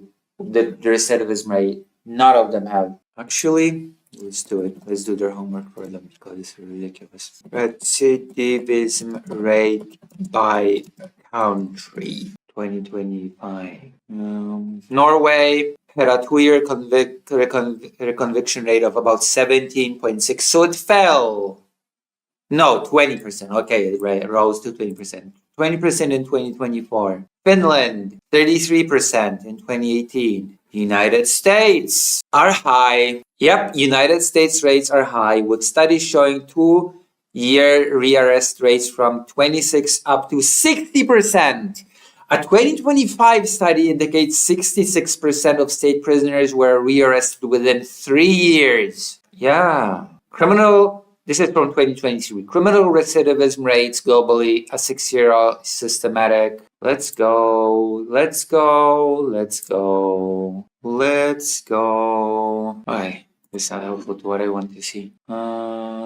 Is there a list? Research. Criminal recidivism rates globally. Let's see. Okay, I don't want to look into a whole study right now. It is high in the United States. That's the takeaway. That criminal from committing crime until they come out again. But unless you're locking them all up for life the instant they do anything, for example, if they go longer, let's say the felony, I think he served 5 years for this felony robbery. Let's say he served 10 years. He's not going to suddenly not want to commit that crime when he comes out. Some people might be deterred. I think the problem is you don't see a huge reduction in recidivism rate. So the only actual solution is to lock them up for life, which I don't think you think is the best solution for a lot of these crimes. The problem is then, how do we prevent these things from happening? Because otherwise it's reliant on them already. Oh, none of them even ask. Yeah, I do like prevention, but nobody in the United States or on the left or the right care about rehabilitation? Nobody? Hello? Already having done the crimes, which means we do need those better healthcare facilities. We do need better alternatives that are like, hey, how can we get ahead of this before they go and do something dangerous? Or if they have done something dangerous but haven't killed anyone, how can we... Okay, fair enough. They are talking about rehabilitation. I will rehabilitate Slipel.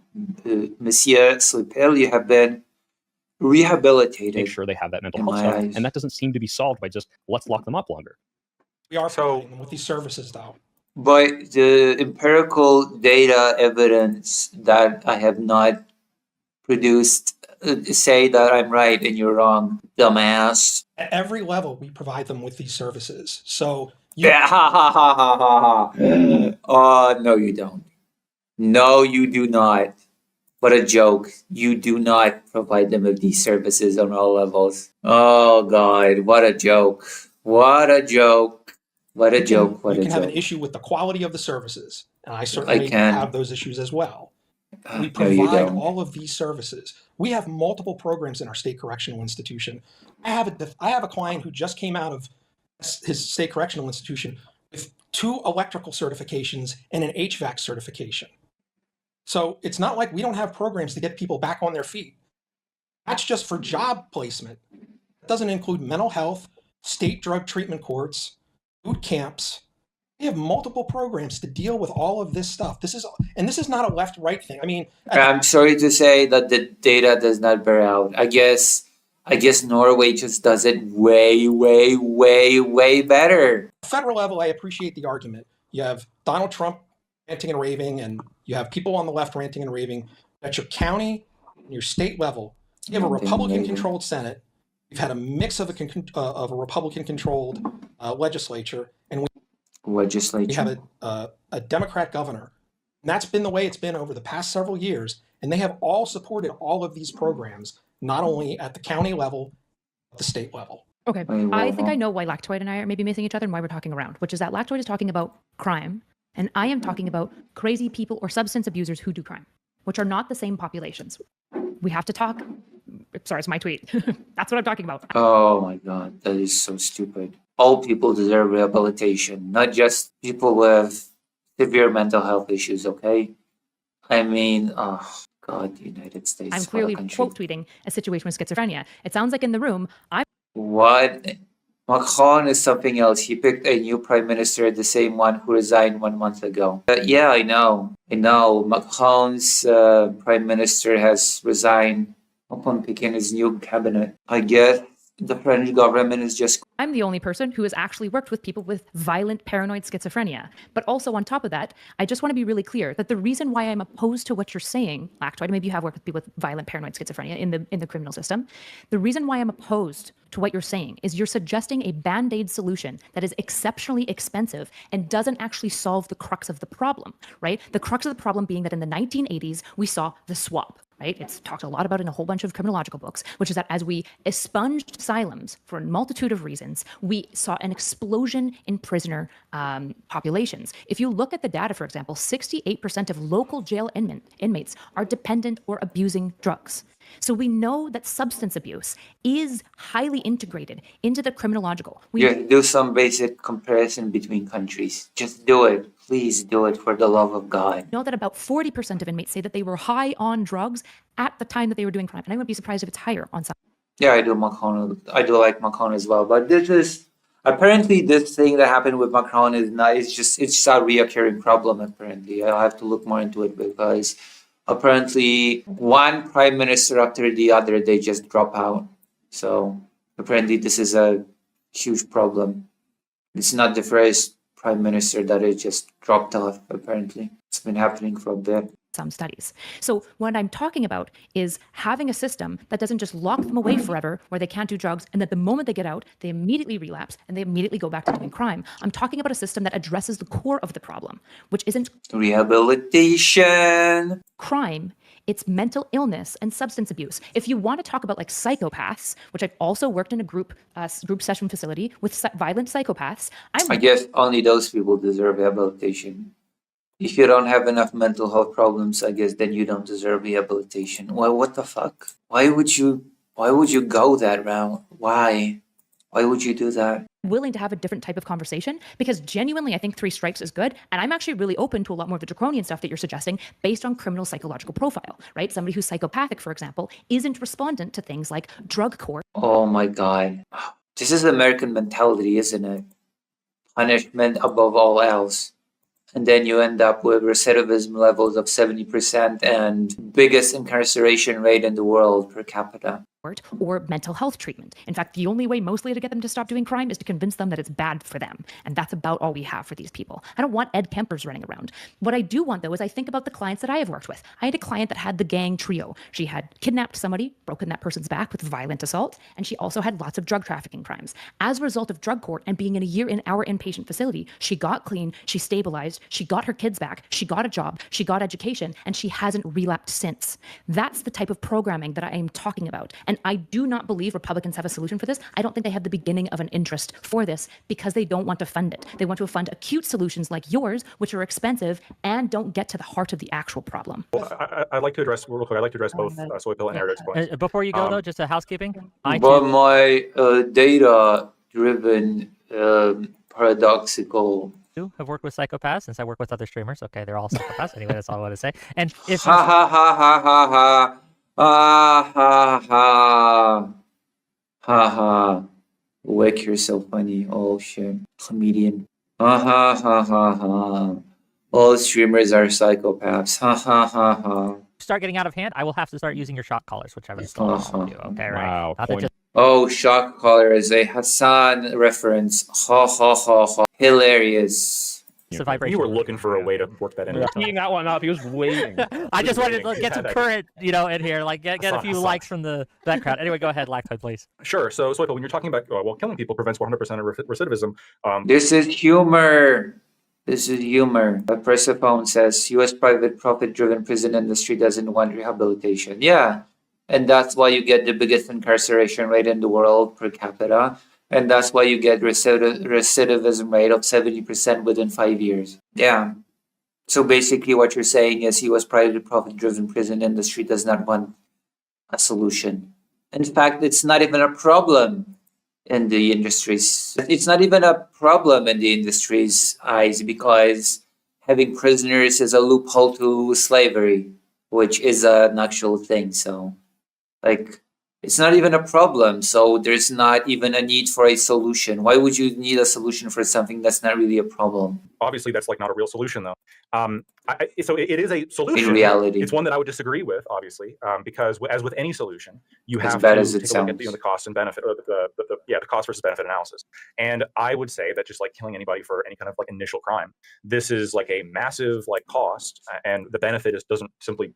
The benefit of having that kind of society just isn't there to justify the cost. Right, and I wasn't accusing you of proposing that, by the way, just to be clear. I was using it as an example of Well, no, it was a reductio to like, well, actually, if how can you argue, or where's your limit with arguing for increased sentencing when the maximal punishment that would achieve what you're looking for is obviously infeasible.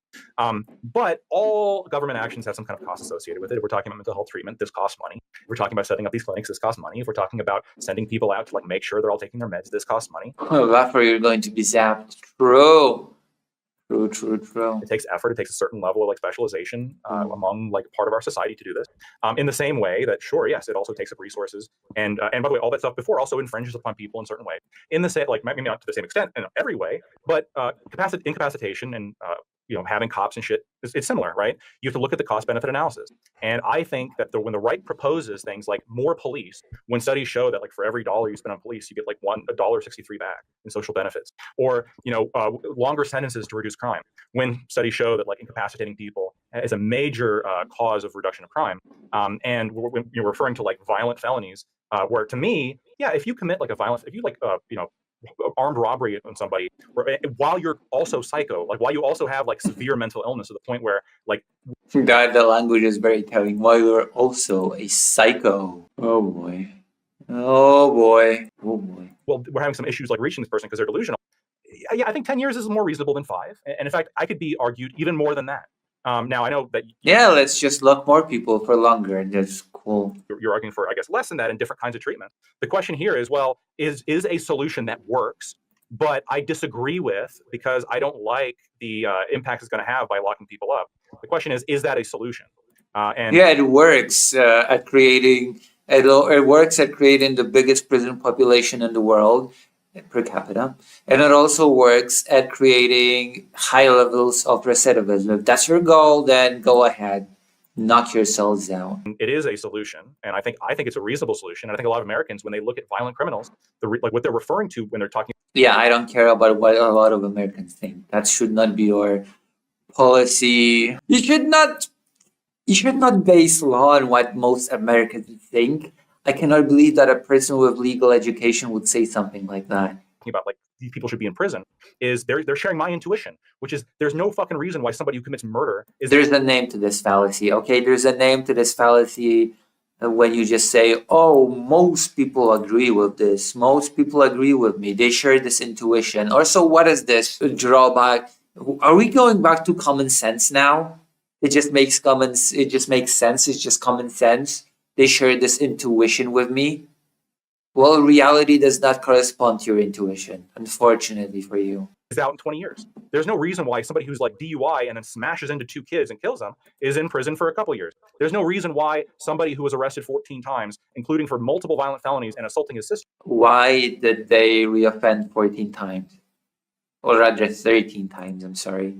Why did they reoffend so many times? Isn't that a failure on the system's part? Why he was able to just be on the subway, unchaperoned, unsupervised, while he was able just to be there and pull out a knife and no, I'm sorry. The answer is not they're just a criminal. They just think about the world differently. Somebody. That is the argument that's sort of coming out from, I think, the right wing right now. And I do think it's reasonable. Horrible argumentation. Horrible brain-dead argumentation.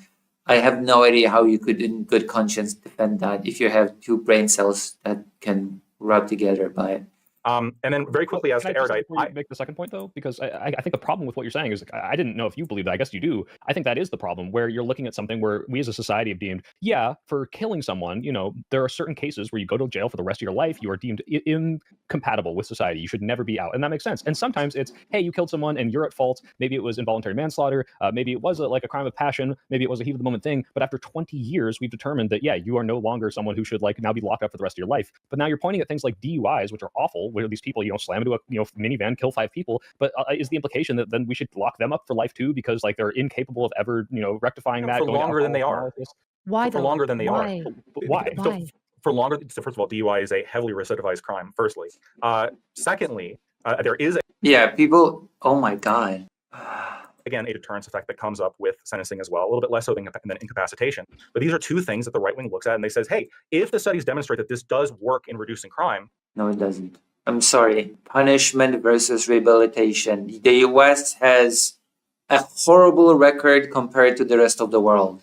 I'm sorry to be the bringer of bad news. Then I think we should do it. And what you're saying is, okay, yes, you're right. The studies show that it reduces crime, but I'm against it because like I hold some kind of value disagreement with locking somebody up for committing these kind of acts. Just a pause. Who's against that? For a long Who's period of time. against what you're saying? Nobody here is against deterrence, right? I think our deterrence system is pretty effective. What we're pointing to, No, it's not. It's not. saying deterrence seems insufficient for actually solving this problem. Because if it was sufficient, I don't know why suddenly 20 years versus 6 years would be more deterring. In fact, when you look at the studies, there isn't really more deterring effect. You would think that punishment would be more deterring than 20 years in prison. But we also don't have super good evidence that it's more deterring than anything else. Probably just because our human brains are not super good at thinking about things like this. What we're talking about here is an off-ramp to ensure that the factors preceding the criminological behaviors are diminished and doing what we can cost effectively to reduce this. If DUIs are highly recidivized, which I believe that they are, I wonder why that is. My suspicion is it's Oh, that's a good question. drunks doing it all the time. So the question here is, can we stop them from being drunk all the time? Because if we stop them from being drunk all the time, reasonably, the DUIs would Nope, they just build different. They are just built different. stop. And it doesn't seem obvious that going into jail over and over and over again stops an addict's brain. And we know this, right? And so And what we're talking about too, like obviously we both acknowledge if you locked up this DUI guy for 20 years, he would not be able to do another DUI for 20 years. But the problem is you're not preventing more DUIs from happening by doing that. You're not providing the mental health services out. No, from that one person you are, but the system is not working in a way such that other people who would. Oh my God, Luckily is such a stupid person. He's so happy with himself right now. Oh God, look at that smile. Look at that smile. I can see her smile at night. Then commit a DUI are thinking, well, I'm going to be locked up for 20 years, so I won't drunk drive, as if that's like the limiting factor as to why a drunk would decide whether or not they might accidentally kill someone. Because like Erod had said, like these people are not familiar with like the sentence length of laws here. Like, no, hold on. So, but what you just said, I think, it's going to prevent that one person from doing it again over and over again. Yes, that's what I'm talking about. Like, that's one of the main benefits. That's one of the main benefits. Okay, you're saying you're not disagreeing, but this is a solution, right? So from this is other people from doing DUI. This is from the U.S. Sentencing Commission, right? Longer sentences over 120 months reduce recidivism by 20 to 30% compared to shorter sentences, 24 to 36 months, with rearrest rates dropping from 58 to 38% over 8 years. Effect stronger for violent offenders, suggesting both deterrence and incapacitation. This is again just one of the. This is for the same people. Yeah, amongst the same people, right? Yeah, obviously the recidivism be lower if they have less of a chance to commit the crime because you lock them up longer. Like, of course, like we're not disagreeing with that. Sure. Nobody's arguing with preventative justice. Nobody's arguing with deterrence. Also, when they get out, you guys, you keep mixing up deterrence and incapacitation. So when I'm referring to incapacitation, I'm talking about the fact that they are in jail so they can't keep doing crime. That is what my tweet said. When people keep committing crime, like keeping them there. And that's incapacitation. No, it's not. No, it's not. That's your erudite. It's not rehabilitative justice. Are you stupid? No, it's not. It's not. It's not. It's not. It's not. Oh my God. Did she just say that? Did she really just say that? That locking up people for longer is rehabilitative justice. That is incapacitation. I understand your rehab process is locking them up and stealing their civil rights forever. It's not a rehab Oh my God. It's a punishment process. Holy moly. These people are fundamentally not equipped to discuss this topic. Fundamentally, if you cannot distinguish punishment from rehabilitation, then we have a problem. We have a big problem on our hands. The problem of illiteracy. Oh my God. Holy shit. Locking up people for longer is a rehabilitation process. Somehow. Do we have to go back to that paper again? Do we really have to go back to that paper that I keep quoting? Zoshalik says her degree may as well be toilet paper. Persephone says poverty and inequality cause most crime, so greater equality is the solution. I mean, that is a bit preventative measure. That is true. Rehabilitation is different. Rehabilitation is different. You're mixing it up. I understand what you were saying. Okay. Stop. I understand. When guy locked up, he can't keep doing crime. That is incapacitation. Yeah, that's not rehabilitation. You don't get rehabilitated from being locked up for longer. Oh, not so erudite. Not so erudite. You're not very erudite. God. Yes, I fucking understand. I've understood the whole time. The issue that I'm pointing out to you is number one, most importantly, that's expensive as fuck. Especially if rehabilitative programs could be significantly less long rather than 20 years. Thank you. That now she's okay. Let's just go that route, okay? Don't do punishment, do rehabilitation. Please go that route. And don't call locking people for longer rehabilitation. Years in prison to just get him past the window of when he can see, so that luckily, hopefully he can't drive by the time he gets out because he's too fucking old, rather than that system where we're paying for him to be in prison for all of these years, wasting our money because he can't like handle his drinking, force him into rehab facilities, make him do a 5-year rehab program. Most rehab programs are like 3 months, and 6 months is where we start seeing major impacts. I was in a program that was a year and a half. It had amazing significant results. Why the fuck wouldn't we take all the money of just locking him up for the next 25 years, rehabilitate the individual, and then get him back into society so he's contributing again to society? I don't know at all, other than like what's the benefit of your system versus my system? Okay, before you respond, before anyone else goes, speaking of expensive, this is an expensive show to run, so I'm going to read some super chats. It's the top of the hour, and then we'll get it, and I'll let you guys respond. That one's a little more natural, Wick. I'll give you that. You're welcome. $5 from Old School to say, is Not So Erudite pushing the Reagan closed all the asylums myth? In truth, he had a minor role in what was a decades-long bipartisan movement. No. Okay. I don't know, read history. It started with JFK, but his program was to close and then fund care centers. Then he got assassinated. Carter picked it up back in 1980, drafted a bill that got passed, and the moment Reagan came into House, he canceled that bill. He cut mental health funding by 25% and made it so that all the funding that's federal for mental health stuff wasn't even earmarked for mental health anymore. So states just stopped using it for that. And he was very, very large in both governor of California and once he was president of being anti-asylum. He closed most of the asylums in California. He was like one of the major drivers behind that, and his presidency was also marked by this. You're just cooking on crack or something. $20 from Audacity to say Free Palestine, Slava Ukraine. Thank you for the $20. $5 from Cameraman 502 to say, as someone who ran a drug court, you need the threat of prison to ensure people stick with the program. Addicts can't be expected to volunteer. Good thing that nobody disagrees with preventative justice. $20 from Audacity to say, if Destiny goes to prison, the chance of him procuring more CSAM drops significantly. Thank you for the $20. $5 from Ultra Robocats, cool name, to say, is the lawyer who works under a Democratic governor surprised that the prison system led by Democrats actually attempts to reduce recidivism? Question mark. Who's that for? That's I think it's a lawyer. I mean, I guess it's for me. Or Lakewood. I mean, we've had a Maybe it was Republican. Yeah, I mean, we've had a Republican-controlled Senate. We've had a mixed Republican-Democrat-controlled legislature.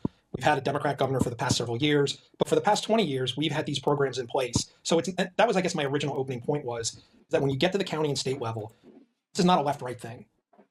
We have a left style, in my opinion, we have a left style criminal justice system. We offer all of these. What a joke. No, you don't. It's all about punishment. Nothing about what you do in your criminal justice system is about rehabilitation. What a joke. Services. We offer all of these programs. I think the primary complaint that we might have is it may be a funding issue and it may be a quality issue. But we offer all of that. And so my original point is that if people are still committing violent crimes, then it's time to start talking about locking them up longer. And that does keep them from committing crime. What a stupid I guess my question to you conversation. would be, shouldn't we be delineating between the cause of the violent crime? Like, wouldn't it be worthwhile understanding like which people are high in psychopathy, but actually not abusing drugs versus those that seem to only do violent crimes around and associated with substance abuse? Like, is it worth delineating these things and offering separate treatment paradigms as a result, or rehabilitative paradigms? And also just to clear up that you identified correctly, no one's saying these programs don't exist. Yeah, the primary purpose of all of this should be rehabilitation and not punishment, but whatever. It's a Whatever. quality and funding issue. Yeah. And to answer Erudite's question, I mean, number of assessments that we do, number of psychological measures we do, substance abuse measures we do. I mean, you can go onto I'm from Pennsylvania. You can go onto our state correctional institution website and look at all of the assessments, all of the programs we offer. We do all of this so that we can classify inmates correctly. We do this at the county level. We do it at the state level so that we get them the services they need. So the problem you then have, I think, on the left side is that when guys get out and commit more crimes, we've provided them with the services that you've asked for.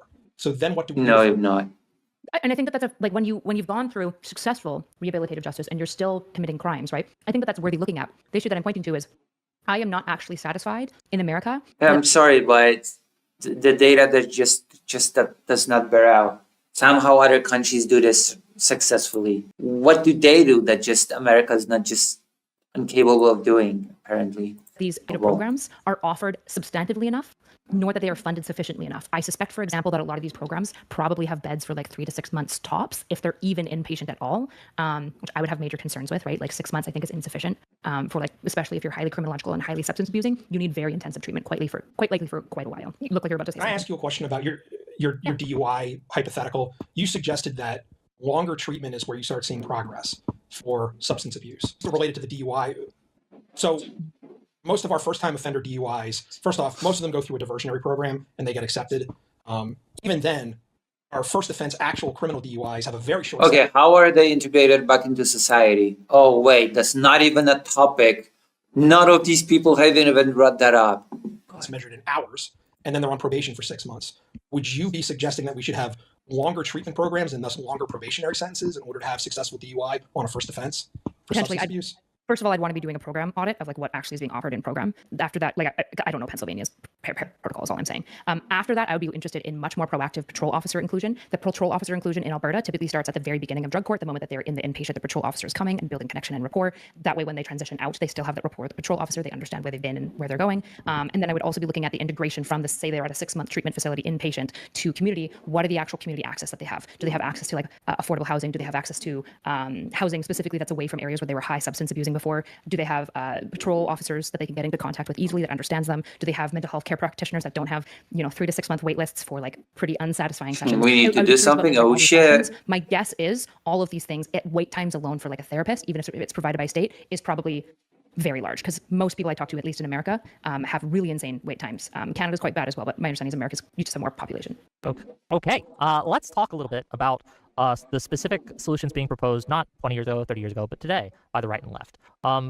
And this is a question to those on the left side of the spectrum, so soy pill and erudite, and then I'll be asking a similar question to those on the right. What specific policy proposals have you seen by Democrats or by those on the left that you think will be more effective in reducing crime than the things that are being proposed by the right currently? Yeah, sure, I can answer.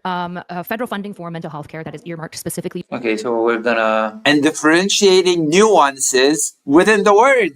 Okay, that is the primary task of a lawyer, to read laws, rules, regulations, interpret them in a favorable way, in other words, to seek out the nuances within the words. And then the person's like, yeah, it's all the same to me. It's psycho.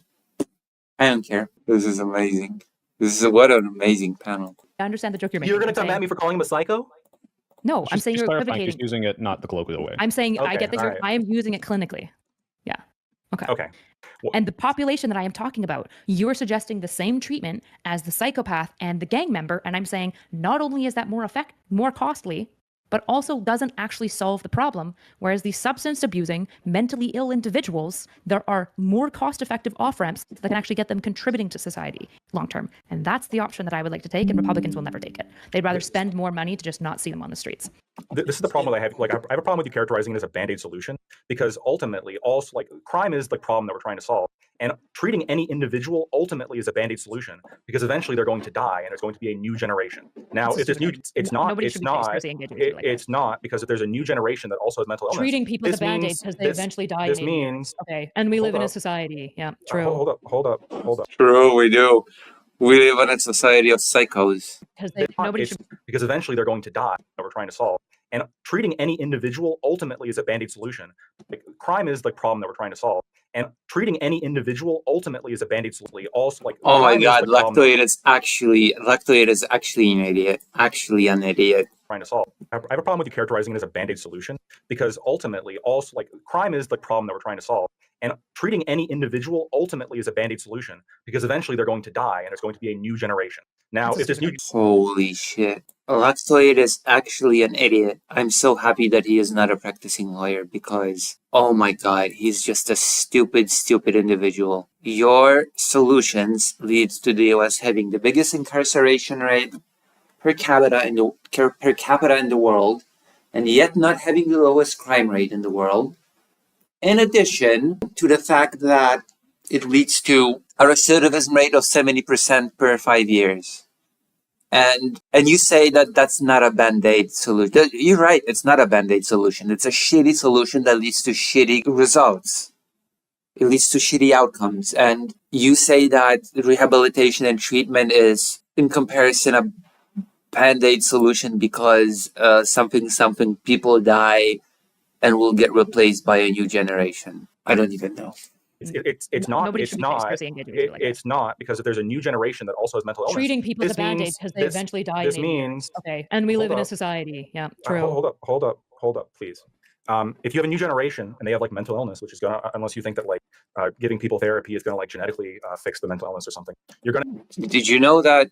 Oh my god. Oh my goodness. illness. Yeah, have you considered that putting in place systemic measures to help people with mental illnesses will also automatically create better conditions for the new generation to get help? Have you considered that? Big brain? Why bother helping anyone? Don't you know that life is temporary? Are we getting into... Thank you for the $5. Fake Icon Parker. Lucy should giggle. I shouldn't buy it. I know what I should, but you know, it's... I don't know if I have it in me to giggle at what I'm hearing right now. I don't know. It feels like a very non-giggly proposition. I'm not Going to have giggling mental at illness this. in the younger generation, and you're going to have to pay people to solve that problem too. Great. I would love to talk to you about epigenetics. I'll write a note down of everything I can stomp you on after. Sure. Yeah, that's what's happening. Crime is a problem that needs to be addressed. Like, it's going to have to be addressed forever. This is a problem that we have to ever wage in a free society of how do we deal with crime? How do we deal with people doing this shit? And you saying that, well, keeping the... No, that's not the question. How do we deal with people that commit crime? You're asking the wrong question right off the bat. That is such a wrong question to ask. Okay? Oh, thank you. Criminals locked up, that's just a Band-Aid solution. Empirically, it has like positive effects over time on reducing crime. Yeah, and yet America does not have the lowest crime rate in the world, even though it has the largest incarceration rate per capita. Explain this to me, please. Why does America lag behind when it comes to outcomes compared to other countries? If your solution is so good, if your empirical data bears out, please explain it to me. Like I'm an idiot, please. Genetics, of course it all comes to genetics, of course. It all comes, like, have you not played Metal Gear Solid? Ever? We're gonna play Metal Gear Solid on stream, don't worry. So if by Band-Aid solution, you mean, hey, it reduces crime by all these percentages, and instead I want to propose this that also reduces crime by percentages, and your percentages are a Band-Aid while my percentages are not, when the overall question is, what's reducing? Oh my god, what an idiot. Oh god. No wonder he does this instead of being an actual lawyer. I mean this in all sincerity. I mean this sincerely. Then again, this guy to the left is a lawyer, a practicing lawyer, and does not seem to display any bigger amount of intelligence. So then, I don't know what to say. I'm just very disappointed. In crime, it's a nonsensical The argument. more right-wing you are, the stupider you are. The stupider you are. It's the only conclusion that I can come to.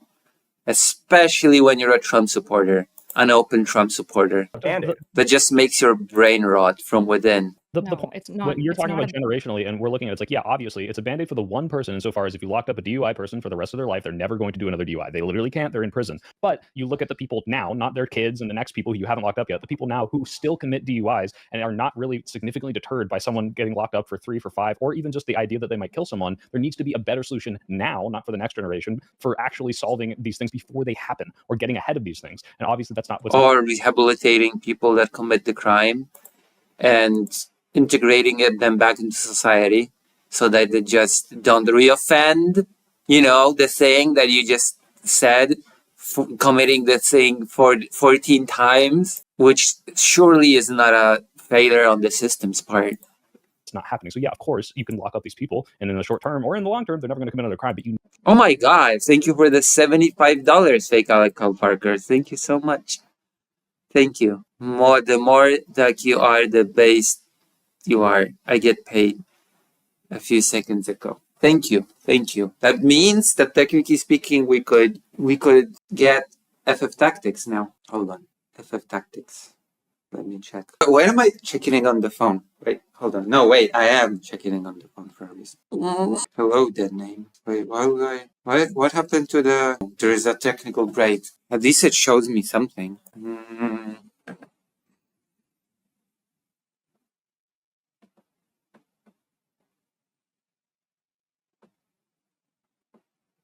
Wait, Dr. Jones is playing a game instead of... Thank you, fake Alec. Dr. Jones is playing a game instead of being here with us. need a better thing, because otherwise you're just going to keep locking people up forever, over and over and over, every generation, and you won't get crime from those people, but the crimes keep happening every new generation. That's why it's a Band-Aid and not a how do we reduce the crime from the current populace from the incentives. Like that's what we're looking at here. So, would you propose both?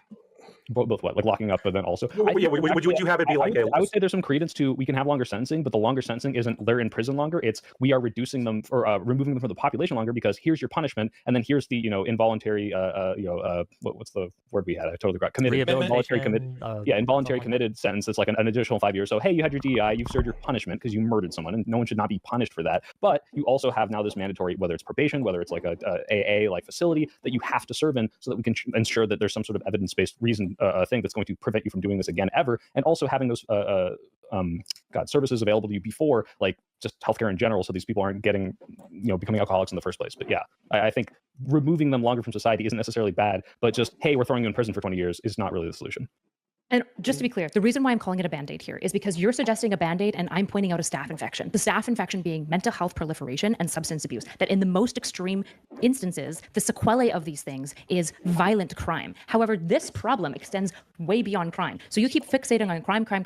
Yeah, one of the effects of what I'm trying to solve would be a reduction in cases like Irina's tragedy, obviously so. But also reduction of this effect would be dropped childhood neglect and dropped substance use and dropped suicides likely as well, right? What I'm talking about is the fact that mental health and... Are you saying that prevention through making people's situations better and rehabilitation when they offend and all these other things work better than simply locking people away and punishing them? Can it be that it actually bears out in countries that have better outcomes when it comes to these things? Can it be that there are countries that have much lower incarceration rate and yet much lower recidivism rate? Oh yeah, it can be. And it is. Substance abuse is not addressed within criminological systems, and they will continue to fall through the cracks forever because the criminal system isn't developed for dealing with the complexities of care that is required in a mental health case, right? There is evidence, for example, talking about these drug courts that Ant-Man has talked about. There is evidence to show that when drug courts are in highly sterile situations versus if they're in outdoor therapy. I'm so shocked that people are just, oh my gosh. People treat the US as this island that nothing you cannot compare anything to. I swear to God, the United States is not the only country in the world. Compare outcomes in the US to outcomes in other countries, and then ask yourselves, okay, why is that happening? No? Is that not a thing that can be done? A change in the efficacy of these things. And I want to invest money into looking into these things to actually treat the individuals, right? And so I'm calling it a Band-Aid because you're solving for the fact that there's a wound on your thigh. And I would like to solve for the fact that there is a staph infection within society. That's the reason why we're missing each other. I don't care about the fact that we can just lock them up forever. Number one, the civil rights groups are just never going to go for that, ever, just forever taking away people's rights, right? I'm okay with stiffer consequences for certain crimes because I think they're too easy on things like sexual assault. However, the idea that... Who supports those sentences? Depends. Who supports stiffer sentences? Not. Well, in the case of sexual assault, oftentimes it's temporary. No. Between the left and the right, who supports greater, stiffer sentences for those crimes you're talking about? Oh my God. Oh, got him. What an idiot. I swear to God. Sexual assault, I would imagine both are very for. Here, hold on. Between the two, who is more I can harsh? throw this at you. I can see it in the Who's more though? Who's more? Oh my God. Oh God, Lactoid. Lactoid is such a hopeless case. Save something for Fido. He deserves better and tastier treats. That is true.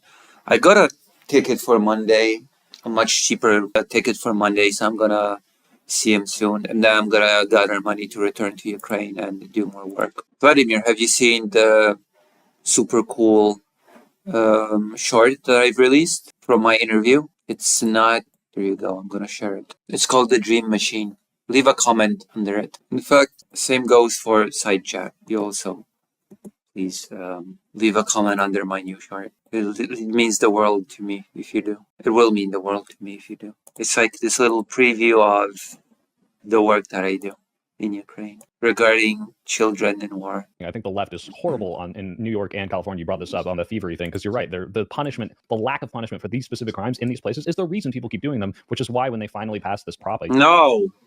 No, the reason why they keep doing it is not because of... It's the opposite, actually. And I'm so surprised that a left-leaning person would say something stupid. The recidivism rate is not caused by the lack of punishment. It is caused by the fact that the American justice system is primarily interested in punishment. That is the reason, Mr. Soy, whatever, soy boy. Okay? That is the reason. The actual reason. Not enough punishment. What am I hearing here? Like, what am I listening to? Hello, Lettuce. Yeah, I am watching Wix, and I'm very distressed. I am very distressed by the fact that there are people here that think that the solution to crime is arresting people harder, even though the US has the biggest incarceration rate per capita in the world, and yet it does not have the lowest crime rate. Even though Lactoid here, because Lactoid is the biggest brainlet in this whole panel, thinks that arresting people harder reduces crime. Also, watch my newest short from my interview in Ukraine. Please, please, please, please. Thank you. A year ago to make it so you could actually arrest people shoplifting in California. All of the people that they arrest, you can see them saying, "Wait, I thought it was totally fine. You had to let me out if I was stealing less than 1,000." And yeah, those things did need bigger sentences. That is an example of the left going to far left. But this is again, the left going too far left. This is just such a brainless conversation. It's all based on intuition. It seems so. Yeah, it does feel like he's still rocking the hello, Greater Rain. Like, I cannot believe what I'm hearing. My goodness. A left-leaning person confidently saying, the reason why recidivism rate is as it is because of not enough punishment. Oh, not enough punishment. Why are Americans so fixated on punishment, even on the left? I cannot fathom. This is for a very specific thing, which is thievery in these places. And I'm not talking about that. Right? I'm referring to violent crime, which the evidence shows also the right-wing proposals are effective. And so you said some crime should have stricter. Well, the evidence proposed. Okay, I'm going to read this for the 100th time, okay? I know I'm like a broken record. I know that I'm repeating myself. I know that I have read this aloud several times now. But you know what? It will become a mantra, okay? The more we read it, the more a mantra it will become. The United States makes up for 5% of the world's population. Yet we make up to 25% of the world's prisoners. Next, The United States has a current recidivism rate of 70% within 5 years. This means that within 5 years of their release, 70% of prisoners will have reoffended. In comparison, Norway has one of the lowest recidivism rates in the world, at 20%. Within 5 years. The biggest reason for this large difference in percentages is that the United States tends to focus on punishment in our criminal justice system, whereas European countries like Norway focus on rehabilitating their inmates. Another big reason is structural barriers that are present when a former inmate tries to re-enter society. But no, I guess the real solution to all of this is to punish them harder. Just punish them harder. This will surely work this time. Penalties. Yeah, this works, you guys. This works so hard. Didn't you know? Who do you think supports stricter penalties? And you're going to have to say it's the right wing. Obviously, so when you say the right wing has no solutions and you literally... Yeah, it has no solutions, okay? It actually has no solution. I don't think stricter sentencing solves the staph infection either. Does it help crime? Does it help reduce crime? No, it doesn't. The evidence is in the pudding. I've read this crap many, many times now. No, it does not. Actually, it creates reoffending criminals. Thank you. The way that they're not on the streets, yeah, but that to me is the band-aid. That's not my problem, Lactoid. If you want to what a stupid person. Frame my fucking tweet, by the way, to whatever you'd like it to be in your pet project. Go make your own tweet. I did make a tweet in response to your tweet. Again, the United States has the biggest amount of prisoners per capita in the world, and yet it does not have the lowest crime rates in the world. I wonder why. What such a mystery. What is happening there, Lactoid? Wait. You're right. You're welcome for giving you the 12K. My tweet in response, great. In a 60K tweet. My tweet was specifically in response to Irina and the Carlos. They were talking about killing him. And I was saying, Republicans have no solutions for this. Because what was all of the responses to Irina and DeCarlos Brown Jr. from... Oh my God. These people are so unimaginably stupid. It hurts my brain listening to them. And we haven't even gotten to the thing that I'm watching this for. Namely the genocide discussion, which I'm going to make into a separate segment, by the way. I'm going to make the genocide This is going to be a nightmare for Fatal Cal Parker to edit, but you know what? Whatever. It happens. Across the board Republicans, it was to kill him. And to be clear, stricter sentences doesn't prevent Irina's death. It just delays it. Because if he's in jail, no, not for the amount of time that you would need to. DeCarlos is what, 30? How long do you think we need to hold DeCarlos? If he's in jail for longer than 30 minutes, he's not on that subway. Hold on. Go ahead. Yeah, Irina doesn't die, but then Kate dies instead. Yeah, like maybe another opportunity where the same kind of psychopathic break doesn't happen. Hear me out. What if, rather than him being on the subway at all, he had his medication so that when he walks on the subway, he's a fully medicated schizophrenic? And then he never could have done that. Exactly. That's my fucking point. And then he can't commit crime once he's has mental health treatment. No, the issue is that you just want to delay the crimes that he does later, or hope that you can hold him until he's 60, 70, 80 and is just too physically weak to do something, or maybe the psychosis will pass by then. What I would like to do is actually address the problem, which is the mental health issue in Irina's case, and I'm willing to broaden the conversation to substance abuse. I'm not talking about crime generally. That's not the conversation. It's about the intersection of severe mental illness and criminological tendencies. And that is not something that the right has an answer to. You haven't even offered it, because holding a schizophrenic man for an extra 10 years won't make him not paranoid and schizophrenic when he gets out. So the tweet that you respond to... so then we should just arrest psychos forever, okay? We should just arrest them forever then. Okay, once you're diagnosed with a mental illness, you should be locked in prison and the key should be thrown out. That's the final solution. There you go. I've solved it. I've solved crime once again. Once again. I've already given you my real final solution, by the way. Everybody, without exception, should be locked up in a padded cell. Every single citizen should be just isolated. We all have cell phones now and internet.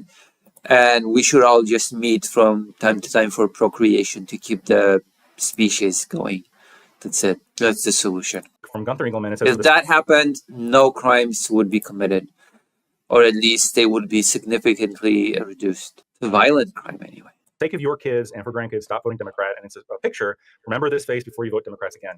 In this tweet, the death penalty is not mentioned. He's referring to Democrats being soft on crime, specifically violent crime. And your response is, the right has no solution on this when referring to a violent schizophrenic. DeCarlos. Right? Yep, Yes, DeCarlos. a violent schizophrenic. And it absolutely is the case. And we know, and I presented it multiple times, and you presented no... You've presented it multiple... You've presented nothing. You've just asserted that... You just asserted the research is on your side, but you've not presented the research.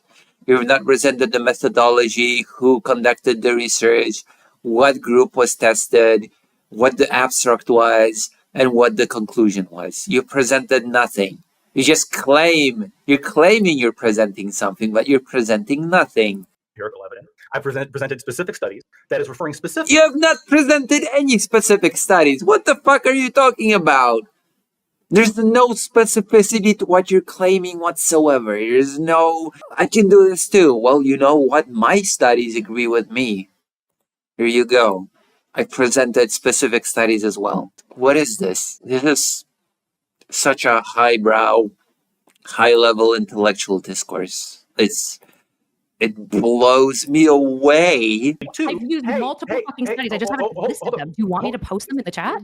Hold on. Yeah, I was thinking in a discussion as opposed to me listing out studies and you responding with some kind of intuitive trait as to why my studies must be wrong. Yeah, listing out studies. This is just... Have you considered maybe he has the study presenting vibes? Yeah, I have considered that, unfortunately. What is this? When did we get into a place where you can just say, oh yeah, studies agree with me, and not even present the actual details of the studies? Just really? Is that what constitutes presenting studies now? Like, it's as if I wrote a thesis, okay, for my PhD thesis, and my quotation would be, well, you know, there are several quotes that I can give you that agree with me, okay? Several books say that that my thesis is correct. Thank you. I hope I get a PhD now. Thanks. Okay. What? Several authors agree with me. It's called vibe sourcing. I know. Like, it's ridiculous. I would want you to show some. I would want you. I've never said that your studies are wrong. So this is crazy to me. I would like you to present something as well. Oh, okay. Well, my studies agree with me. There you go. My studies agree with me. What now? I just happen not to have those studies on me right now. You are simultaneously saying, I never said your studies are wrong. I'm just saying that but I'm just saying that you haven't even gotten What close. studies? You haven't presented anything. Fuck me. Also, again, I actually have presented something, okay? I at least have presented this Western Michigan University document called Recidivism Rates in the United States versus Europe, how and why they're different, which seem to completely contradict Lactoid's notion that his methods of arresting people harder is an effective one, okay? Just because incarceration and recidivism rates are high, however, doesn't mean that we can do anything to change them. In the 1980s, Norway had recidivism rates that were similar to ours, but they worked to change their criminal justice system as a whole to get the rates down to close to 20%. Whoa. Well, what do you know? I am actually presenting something. Wonderful. So basically, Deus Ex type shit of solution. In Deus Ex, they live in pods. True. To proposing any kind of right-wing solution. So, when the studies that I'm referring to, Okay, please, when the studies that I'm referring to all of you, crime, all of you. which is the problem and the original tweet. Hold on. I want to remind everyone at the topic at hand. The topic of hand isn't who has Again, I would remind you that the United States has the biggest rate of incarceration per capita in the world, and yet its crime rate is not the lowest in the world. solutions. It's who has better solutions, the right or the left. To what? Solutions to what? To crime. Is it specifically just to mental illness or to crime? Initially, Well, you did acknowledge So yes, the right does not have a better solution to crime. this. And I'm addressing the tweet. I addressed it multiple times, and this applies to violent schizophrenics as well. Lactoid, just to be clear, because at the beginning you acknowledge, obviously it is absurd to say we should kill every single person. But if I showed Lactoid is such an idiot, I swear to God.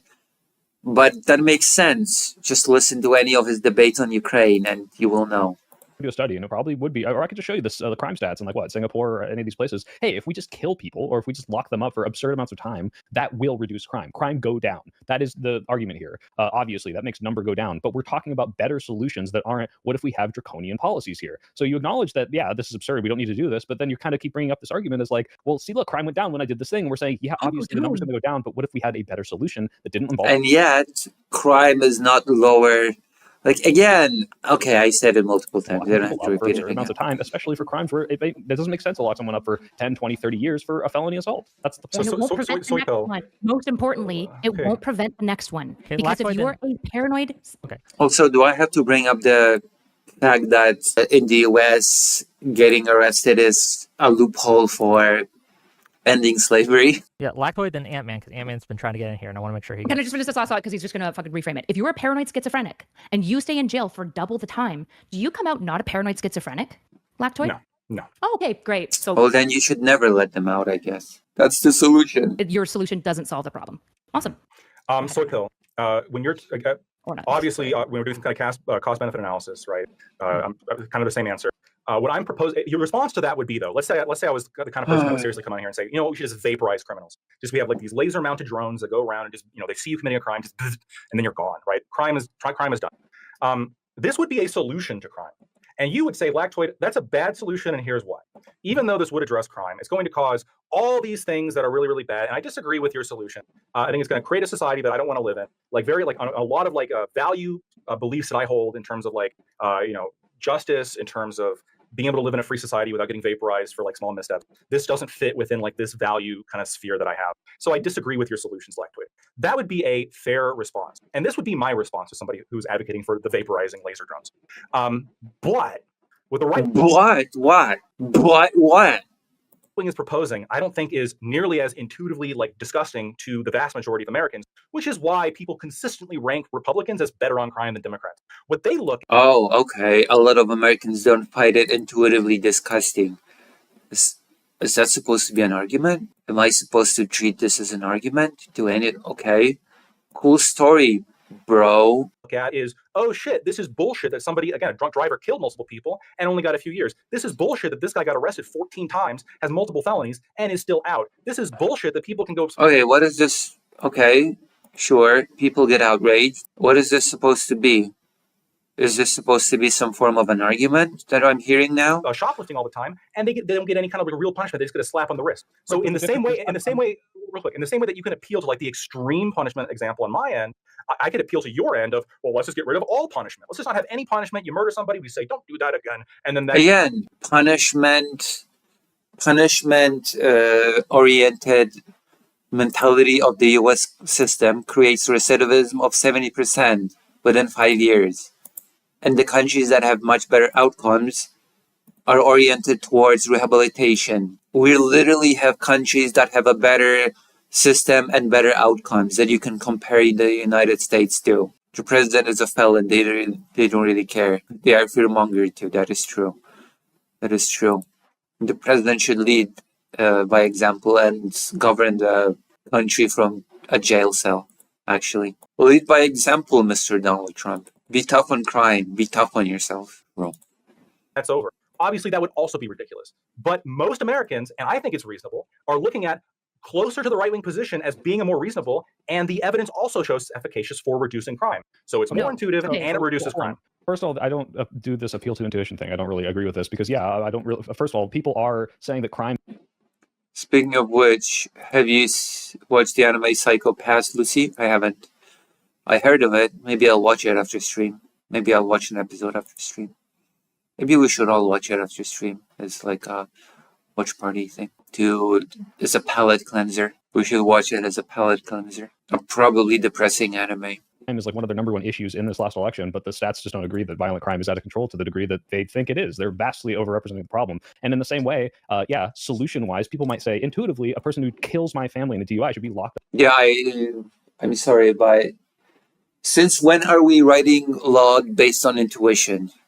Up for life, that might not be societally what is best. And that's why you look at stuff that people get really mad about, like when they had the sentencing from giving someone HIV in California reduced to like a misdemeanor. And it's like, wait, fuck you. If you give me HIV, why the fuck should you not go to jail for the rest of your life? Why should that not be a felony? And you look at why they did it, and it's like, hey, if we reduce the sentence, people are more likely to get tested, because if they get tested and they do it, they are now implicated in a felony. But if we do make it a misdemeanor, people will go out, they'll get tested, they won't be worried about that felony, and actually HIV reduction is now happening. But that's not intuitive. I don't look at what people are appealing to as like, well, it makes sense that I want this punishment for this long. I look at what is going to reduce crime in the long run and actually stop people from committing the crimes in the first place. And yes, it is a stopgap. It is a band-aid to say, hey, if I just lock this person up for a very, very long time, people will be happier about it because people are very revenge-brained and they won't be committing crimes. But this ultimately is not solving the problem. I want to make sure that It does solve the problem. I want to make sure that Ant-Man gets a chance. Which is the problem. Hold on. I want to make Hey, sure. Soy Pill, It do you doesn't- think that the it final doesn't solution solve was a the solution problem. and you just happen not to agree with that one? Okay. I think I've addressed like 3 different iterations at this point. Seriously. Now, at this point. Yeah, well, you're Maybe- still maybe doing the Samantha 4. thing. Maybe Can I do an answer look, every single okay, time? where's my shot So is the caller? answer I'm just baffled that nobody has made that point yet. Nobody has made a point that there are countries that have much better outcomes than the United States. Why is that? I wonder why.